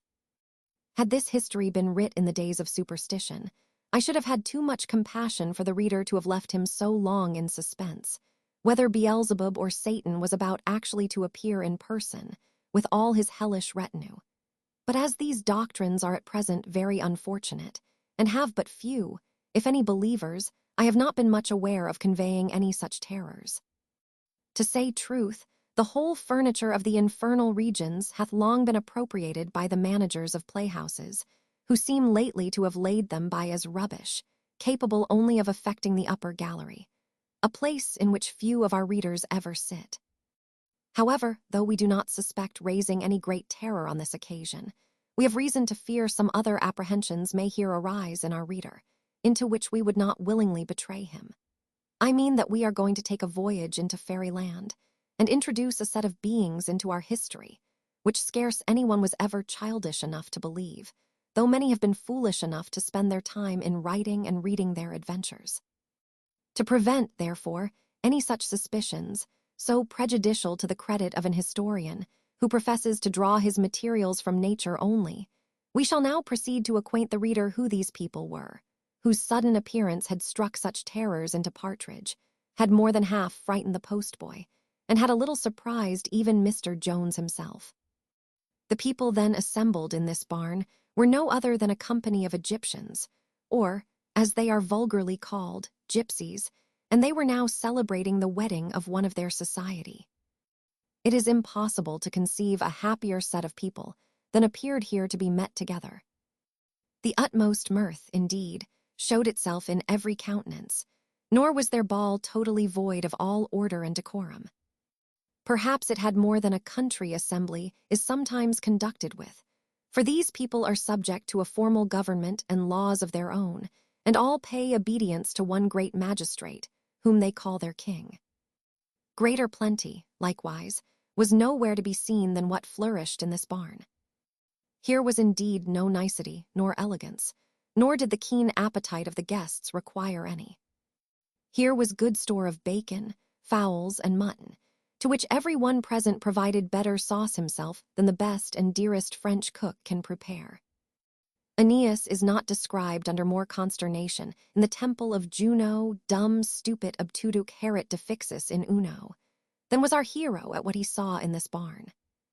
While he was looking everywhere round him with astonishment, a venerable person approached him with many friendly salutations, rather of too hearty a kind to be called courtly. This was no other than the king of the gypsies himself. He was very little distinguished in dress from his subjects, nor had he any regalia of majesty to support his dignity, and yet there seemed, as Mr. Jones said, to be somewhat in his air which denoted authority, and inspired the beholders with an idea of awe and respect, though all this was perhaps imaginary in Jones, and the truth may be that such ideas are incident to power and almost inseparable from it. There was somewhat in the open countenance and courteous behavior of Jones, which, being accompanied with much comeliness of person, greatly recommended him at first sight to every beholder. These were, perhaps, a little heightened in the present instance, by that profound respect which he paid to the king of the gypsies, the moment he was acquainted with his dignity, and which was the sweeter to his gypsian majesty, as he was not used to receive such homage from any but his own subjects. The king ordered a table to be spread with the choicest of their provisions for his accommodation, and having placed himself at his right hand, his majesty began to discourse with our hero in the following manner. Me doubt not, sir, but you have often seen some of my people, who are what you call de parties detache, for they go about everywhere, but me fancy you imagine not we be so considerable body as we be. And maybe you will be surprised more when you hear de gypsy, be as orderly and well-governed people as any upon face of de earth. Me have honor, as me say, to be dere king, and no monarch can do boast of more dutiful subject, ni no more affectionate. How far me deserve dare good, will me no say, but dis me can say, dat me never design anything but to do dem good. Me sall no do boast of dat needer. For what can me do odorwise dan consider of de good of dose, poor people who go about all day to give me always de best of what dey get. Dey love and honor me therefore, because me do love and take care of dem. Dat is all, me know no odor reason. About 1,000 or 2,000 year ago, me cannot tell to a year or two, as can neither write nor read, Dara was a great what you call evolution among de gypsy. For Dara was de lord gypsy in dose days, and de sell lord did quarrel vid one anoder about de place. But de king of de gypsy did demolish dem all, and made all his subject equal vid each odor. And since dat time dey have agree very well, for dey no tink of being king, and maybe it be better for dem as dey be. For me assure you it be ver troublesome ting to be king, and always to do justice. Me have often wished to be de private gypsy when me have been forced to punish my dear friend and relation. For though we never put to death, our punishments be ver severe. Dey make de gypsy ashamed of themselves, and dat be ver terrible punishment. Me ave scarce ever known de gypsy so punished do harm any more. The king then proceeded to express some wonder that there was no such punishment as shame in other governments. Upon which Jones assured him to the contrary, for that there were many crimes for which shame was inflicted by the English laws, and that it was indeed one consequence of all punishment. Dat be ver strange, said the king, for me know and hears good deal of your people, do me know live among dem, and me have often hear dat sham is de consequence, and de cause too of many of your rewards. Are your rewards and punishments den de same ting? While his majesty was thus discoursing with Jones, a sudden uproar arose in the barn, and as it seems upon this occasion, the courtesy of these people had by degrees removed all the apprehensions of Partridge, and he was prevailed upon not only to stuff himself with their food, but to taste some of their liquors, which by degrees entirely expelled all fear from his composition, and in its stead introduced much more agreeable sensations. A young female gypsy, more remarkable for her wit than her beauty, had decoyed the honest fellow aside, pretending to tell his fortune. Now, when they were alone together in a remote part of the barn, whether it proceeded from the strong liquor, which is never so apt to inflame inordinate desire as after moderate fatigue, or whether the fair gypsy herself threw aside the delicacy and decency of her sex, and tempted the youth Partridge with express solicitations. But they were discovered in a very improper manner by the husband of the gypsy, who, from jealousy it seems, had kept a watchful eye over his wife, and had dogged her to the place, where he found her in the arms of her gallant. To the great confusion of Jones, Partridge was now hurried before the king, who heard the accusation, and likewise the culprit's defense, which was indeed very trifling. For the poor fellow was confounded by the plain evidence which appeared against him, and had very little to say for himself. His Majesty, then turning towards Jones, said, "Sir, you have here what dey say. What punishment do you think your man deserve?" Jones answered, "He was sorry for what had happened, and that Partridge should make the husband all the amends in his power. He said he had very little money about him at that time," and putting his hand into his pocket, offered the fellow a guinea. To which he immediately answered, he hoped his honor would not think of giving him less than 5. This sum, after some altercation, was reduced to 2, and Jones, having stipulated for the full forgiveness of both Partridge and the wife, was going to pay the money, when his Majesty, restraining his hand, turned to the witness and asked him at what time he had discovered the criminals. To which he answered that he had been desired by the husband to watch the motions of his wife from her first speaking to the stranger, and that he had never lost sight of her afterwards till the crime had been committed. The king then asked if the husband was with him all that time in his lurking place, to which he answered in the affirmative. His Egyptian Majesty then addressed himself to the husband as follows: "Me be sorry to see any gypsy dat have no more honor dan to sell de honor of his wife for money. If you had de love for your wife, you would have prevented dis matter, and not endeavor to make her de whore dat you might discover her. Me do order dat you have no money given you, for you deserve punishment, not reward. Me do order therefore dat you be de infamous gypsy, and do wear pair of horns upon your forehead for 1 month, and dat your wife be called de whore, and pointed at all dat time. For you be de infamous gypsy, but she be no less de infamous whore. The gypsies immediately proceeded to execute the sentence, and left Jones and Partridge alone with his majesty. Jones greatly applauded the justice of the sentence, upon which the king, turning to him, said, Me believe you be surprise, for me suppose you have ver bad opinion of my people, me suppose you tink us all de tives. I must confess, sir, said Jones, I have not heard so favorable an account of them as they seem to deserve. Me will tell you, said the king, how the difference is between you and us. My people rob your people, and your people rob one another. Jones afterwards proceeded very gravely to sing forth the happiness of those subjects who live under such a magistrate. Indeed, their happiness appears to have been so complete that we are aware lest some advocate for arbitrary power should hereafter quote the case of those people, as an instance of the great advantages which attend that government above all others.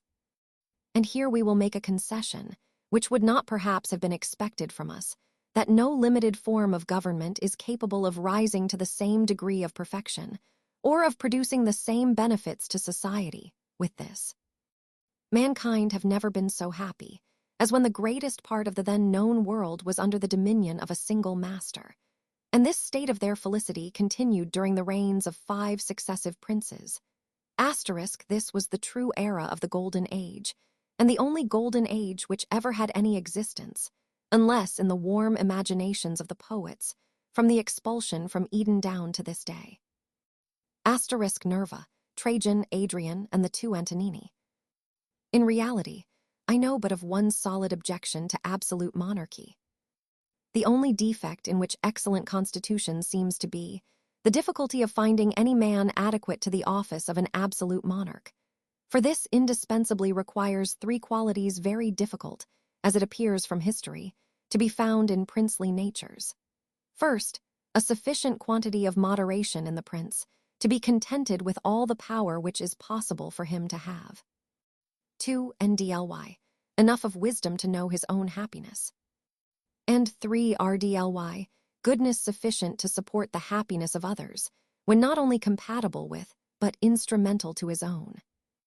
Now, if an absolute monarch, with all these great and rare qualifications, should be allowed capable of conferring the greatest good on society, it must be surely granted, on the contrary, that absolute power, vested in the hands of one who is deficient in them all, is likely to be attended with no less a degree of evil.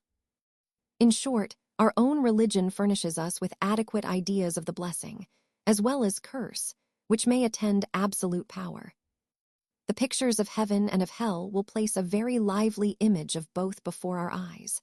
For though the prince of the latter can have no power, but what he originally derives from the omnipotent sovereign in the former, yet it plainly appears from Scripture that absolute power in his infernal dominions is granted to their diabolical ruler. This is indeed the only absolute power which can by Scripture be derived from heaven. If, therefore, the several tyrannies upon earth can prove any title to a divine authority, it must be derived from this original grant to the Prince of Darkness, and these subordinate deputations must consequently come immediately from him whose stamp they so expressly bear. To conclude, as the examples of all ages show us that mankind in general desire power only to do harm, and when they obtain it, use it for no other purpose, it is not consonant with even the least degree of prudence to hazard an alteration, where our hopes are poorly kept in countenance by only 2 or 3 exceptions out of 1,000 instances to alarm our fears. In this case, it will be much wiser to submit to a few inconveniencies arising from the dispassionate deafness of laws, than to remedy them by applying to the passionate open ears of a tyrant. Nor can the example of the gypsies, though possibly they may have long been happy under this form of government, be here urged, since we must remember the very material respect in which they differ from all other people, and to which perhaps their happiness is entirely owing, namely, that they have no false honors among them, and that they look on shame as the most grievous punishment in the world. Chapter 13. A dialogue between Jones and Partridge. The honest lovers of liberty will, we doubt not, pardon that long digression into which we were led at the close of the last chapter, to prevent our history from being applied to the use of the most pernicious doctrine which priestcraft had ever the wickedness or the impudence to preach. We will now proceed with Mr. Jones, who, when the storm was over, took leave of his Egyptian majesty, after many thanks for his courteous behavior and kind entertainment, and set out for Coventry, to which place, for it was still dark, a gypsy was ordered to conduct him. Jones having, by reason of his deviation, traveled 11 miles instead of 6, and most of those through very execrable roads, where no expedition could have been made in quest of a midwife, did not arrive at Coventry till near 12. Nor could he possibly get again into the saddle till past 2, for post-horses were now not easy to get, nor were the hostler or postboy in half so great a hurry as himself, but chose rather to imitate the tranquil disposition of Partridge, who, being denied the nourishment of sleep, took all opportunities to supply its place with every other kind of nourishment, and was never better pleased than when he arrived at an inn, nor ever more dissatisfied than when he was again forced to leave it. Jones now travelled post. We will follow him, therefore, according to our custom, and to the rules of Longinus in the same manner. From Coventry he arrived at Daventry, from Daventry at Stratford, and from Stratford at Dunstable, whither he came the next day a little after noon, and within a few hours after Sophia had left it. And though he was obliged to stay here longer than he wished, while a smith, with great deliberation, shoed the post-horse he was to ride, he doubted not but to overtake his Sophia before she should set out from St. Albans. At which place he concluded, and very reasonably, that his lordship would stop and dine. And had he been right in this conjecture, he most probably would have overtaken his angel at the aforesaid place. But unluckily my lord had appointed a dinner to be prepared for him at his own house in London, and in order to enable him to reach that place in proper time, he had ordered a relay of horses to meet him at St. Albans. When Jones therefore arrived there, he was informed that the coach and 6 had set out 2 hours before. If fresh post-horses had been now ready, as they were not, it seemed so apparently impossible to overtake the coach before it reached London, that Partridge thought he had now a proper opportunity to remind his friend of a matter which he seemed entirely to have forgotten. What this was the reader will guess, when we inform him that Jones had eaten nothing more than 1 poached egg since he had left the alehouse, where he had first met the guide returning from Sophia. For with the gypsies he had feasted only his understanding. The landlord so entirely agreed with the opinion of Mr. Partridge that he no sooner heard the latter desire his friend to stay and dine than he very readily put in his word, and retracting his promise before given of furnishing the horses immediately, he assured Mr. Jones he would lose no time in bespeaking a dinner, which, he said, could be got ready sooner than it was possible to get the horses up from grass, and to prepare them for their journey by a feed of corn. Jones was at length prevailed on, chiefly by the latter argument of the landlord, and now a joint of mutton was put down to the fire. While this was preparing, Partridge, being admitted into the same apartment with his friend or master, began to harangue in the following manner. "Certainly, sir, if ever man deserved a young lady, you deserve young Madam Western. For what a vast quantity of love must a man have, to be able to live upon it without any other food, as you do. I am positive I have eat 30 times as much within these last 24 hours as your honor, and yet I am almost famished. For nothing makes a man so hungry as traveling, especially in this cold raw weather. And yet I can't tell how it is, but your honor is seemingly in perfect good health, and you never looked better nor fresher in your life. It must be certainly love that you live upon, and a very rich diet too, Partridge," answered Jones. "But did not fortune send me an excellent dainty yesterday? Dost thou imagine I cannot live more than 24 hours on this dear pocketbook?" "Undoubtedly," cries Partridge, "there is enough in that pocketbook to purchase many a good meal. Fortune sent it to your honor very opportunely for present use, as your honor's money must be almost out by this time." "What do you mean?" answered Jones. "I hope you don't imagine that I should be dishonest enough, even if it belonged to any other person besides Miss Western." "Dishonest," replied Partridge. "Heaven forbid I should wrong your honor so much." But where's the dishonesty in borrowing a little for present spending, since you will be so well able to pay the lady hereafter? No, indeed, I would have your honor pay it again, as soon as it is convenient, by all means. But where can be the harm in making use of it now you want it? Indeed, if it belonged to a poor body, it would be another thing. But so great a lady, to be sure, can never want it, especially now as she is along with a lord, who, it can't be doubted, will let her have whatever she hath need of. Besides, if she should want a little, she can't want the whole, therefore I would give her a little. But I would be hanged before I mentioned the having found it at first, and before I got some money of my own. For London, I have heard, is the very worst of places to be in without money. Indeed, if I had not known to whom it belonged, I might have thought it was the devil's money, and have been afraid to use it. But as you know otherwise, and came honestly by it, it would be an affront to fortune to part with it all again, at the very time when you want it most. You can hardly expect she should ever do you such another good turn, for fortuna nunquam perpetuo est bona. You will do as you please, notwithstanding all I say, but for my part I would be hanged before I mentioned a word of the matter. By what I can see, Partridge, cries Jones, hanging is a matter non lunge alienum ascivili studiis. You should say alienus, says Partridge. I remember the passage. It is an example under communis alienus immunis variis casibus serviant. If you do remember it, cries Jones, I find you don't understand it. But I tell thee, friend, in plain English, that he who finds another's property, and wilfully detains it from the known owner, deserves, in foro conscientiae, to be hanged, no less than if he had stolen it. And as for this very identical bill, which is the property of my angel, and was once in her dear possession, I will not deliver it into any hands but her own, upon any consideration whatever, no, though I was as hungry as thou art, and had no other means to satisfy my craving appetite. This I hope to do before I sleep. But if it should happen otherwise, I charge thee, if thou wouldst not incur my displeasure forever, not to shock me any more by the bare mention of such detestable baseness. I should not have mentioned it now, cries Partridge, if it had appeared so to me, for I'm sure I scorn any wickedness as much as another, but perhaps you know better.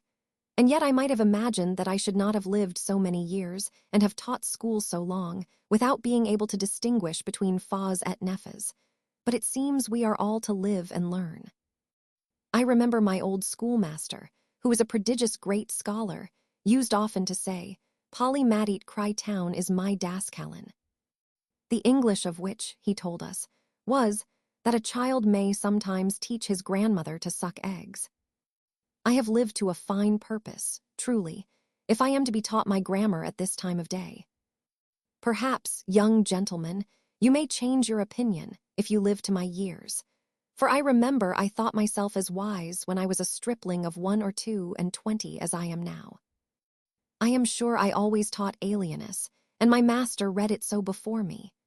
There were not many instances in which Partridge could provoke Jones, nor were there many in which Partridge himself could have been hurried out of his respect. Unluckily, however, they had both hit on one of these. We have already seen Partridge could not bear to have his learning attacked, nor could Jones bear some passage or other in the foregoing speech. And now, looking upon his companion with a contemptuous and disdainful air, a thing not usual with him, he cried, Partridge, I see thou art a conceited old fool, and I wish thou art not likewise an old rogue. Indeed, if I was as well convinced of the latter as I am of the former, thou shouldst travel no farther in my company.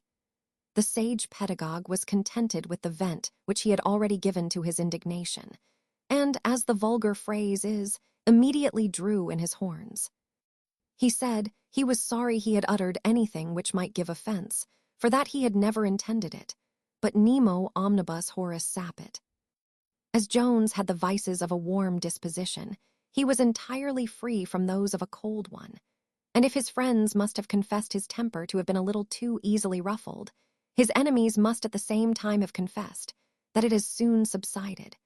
Nor did it at all resemble the sea, whose swelling is more violent and dangerous after a storm is over than while the storm itself subsists. He instantly accepted the submission of Partridge, shook him by the hand, and with the most benign aspect imaginable, said 20 kind things, and at the same time very severely condemned himself, though not half so severely as he will most probably be condemned by many of our good readers. Partridge was now highly comforted, as his fears of having offended were at once abolished, and his pride completely satisfied by Jones having owned himself in the wrong, which submission he instantly applied to what had principally nettled him, and repeated in a muttering voice, "To be sure, sir, your knowledge may be superior to mine in some things, but as to the grammar, I think I may challenge any man living. I think, at least, I have that at my finger's end." If anything could add to the satisfaction which the poor man now enjoyed, he received this addition by the arrival of an excellent shoulder of mutton that at this instant came smoking to the table. On which, having both plentifully feasted, they again mounted their horses and set forward for London. Chapter 14. What happened to Mr. Jones in his journey from St. Albans.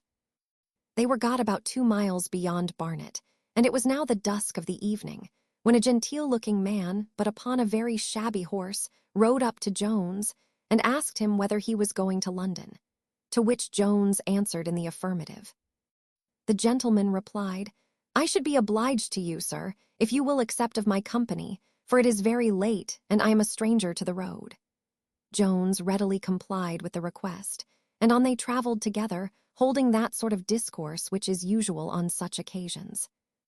Of this, indeed, robbery was the principal topic, upon which subject the stranger expressed great apprehensions, but Jones declared he had very little to lose, and consequently as little to fear.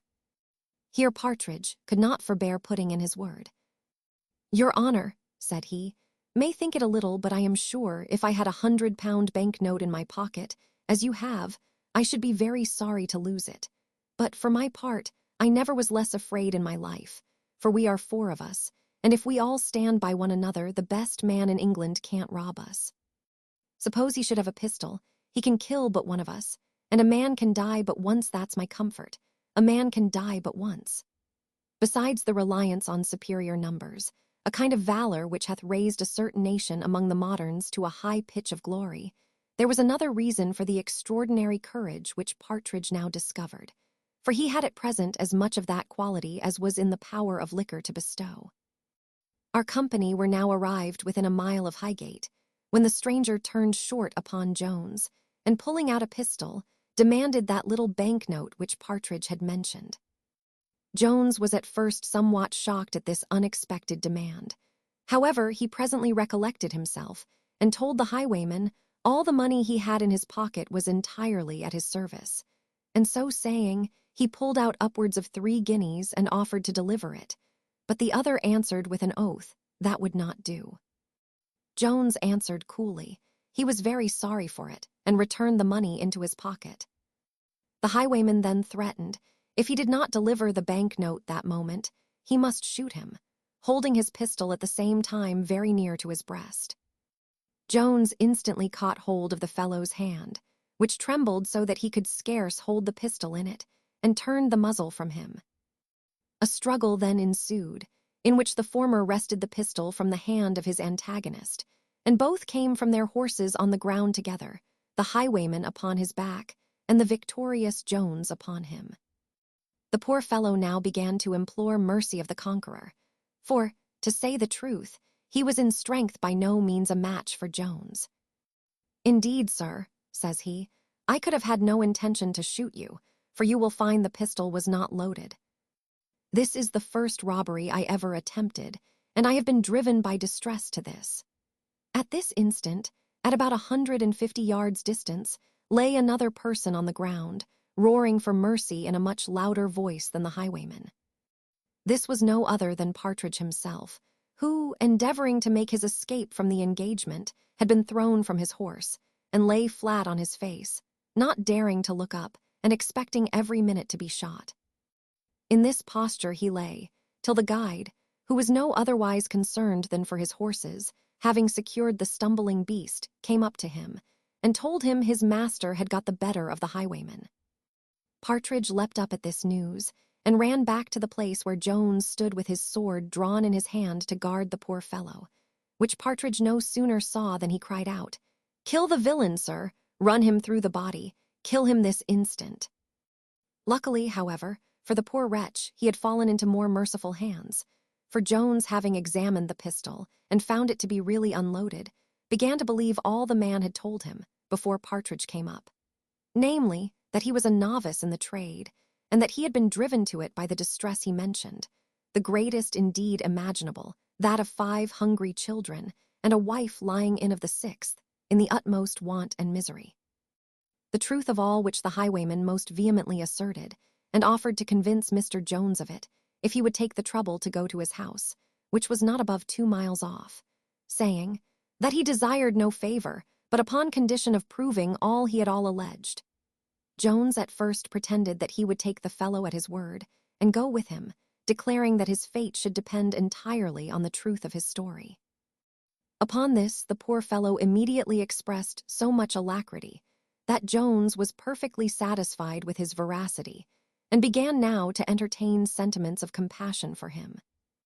He returned the fellow his empty pistol, advised him to think of honester means of relieving his distress, and gave him a couple of guineas for the immediate support of his wife and his family, adding, he wished he had more for his sake, for the £100 that had been mentioned was not his own. Our readers will probably be divided in their opinions concerning this action. Some may applaud it perhaps as an act of extraordinary humanity, while those of a more saturnine temper will consider it as a want of regard to that justice which every man owes his country.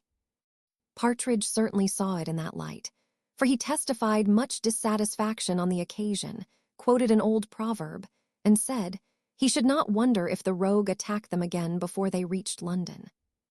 The highwayman was full of expressions of thankfulness and gratitude. He actually dropped tears, or pretended so to do. He vowed he would immediately return home, and would never afterwards commit such a transgression.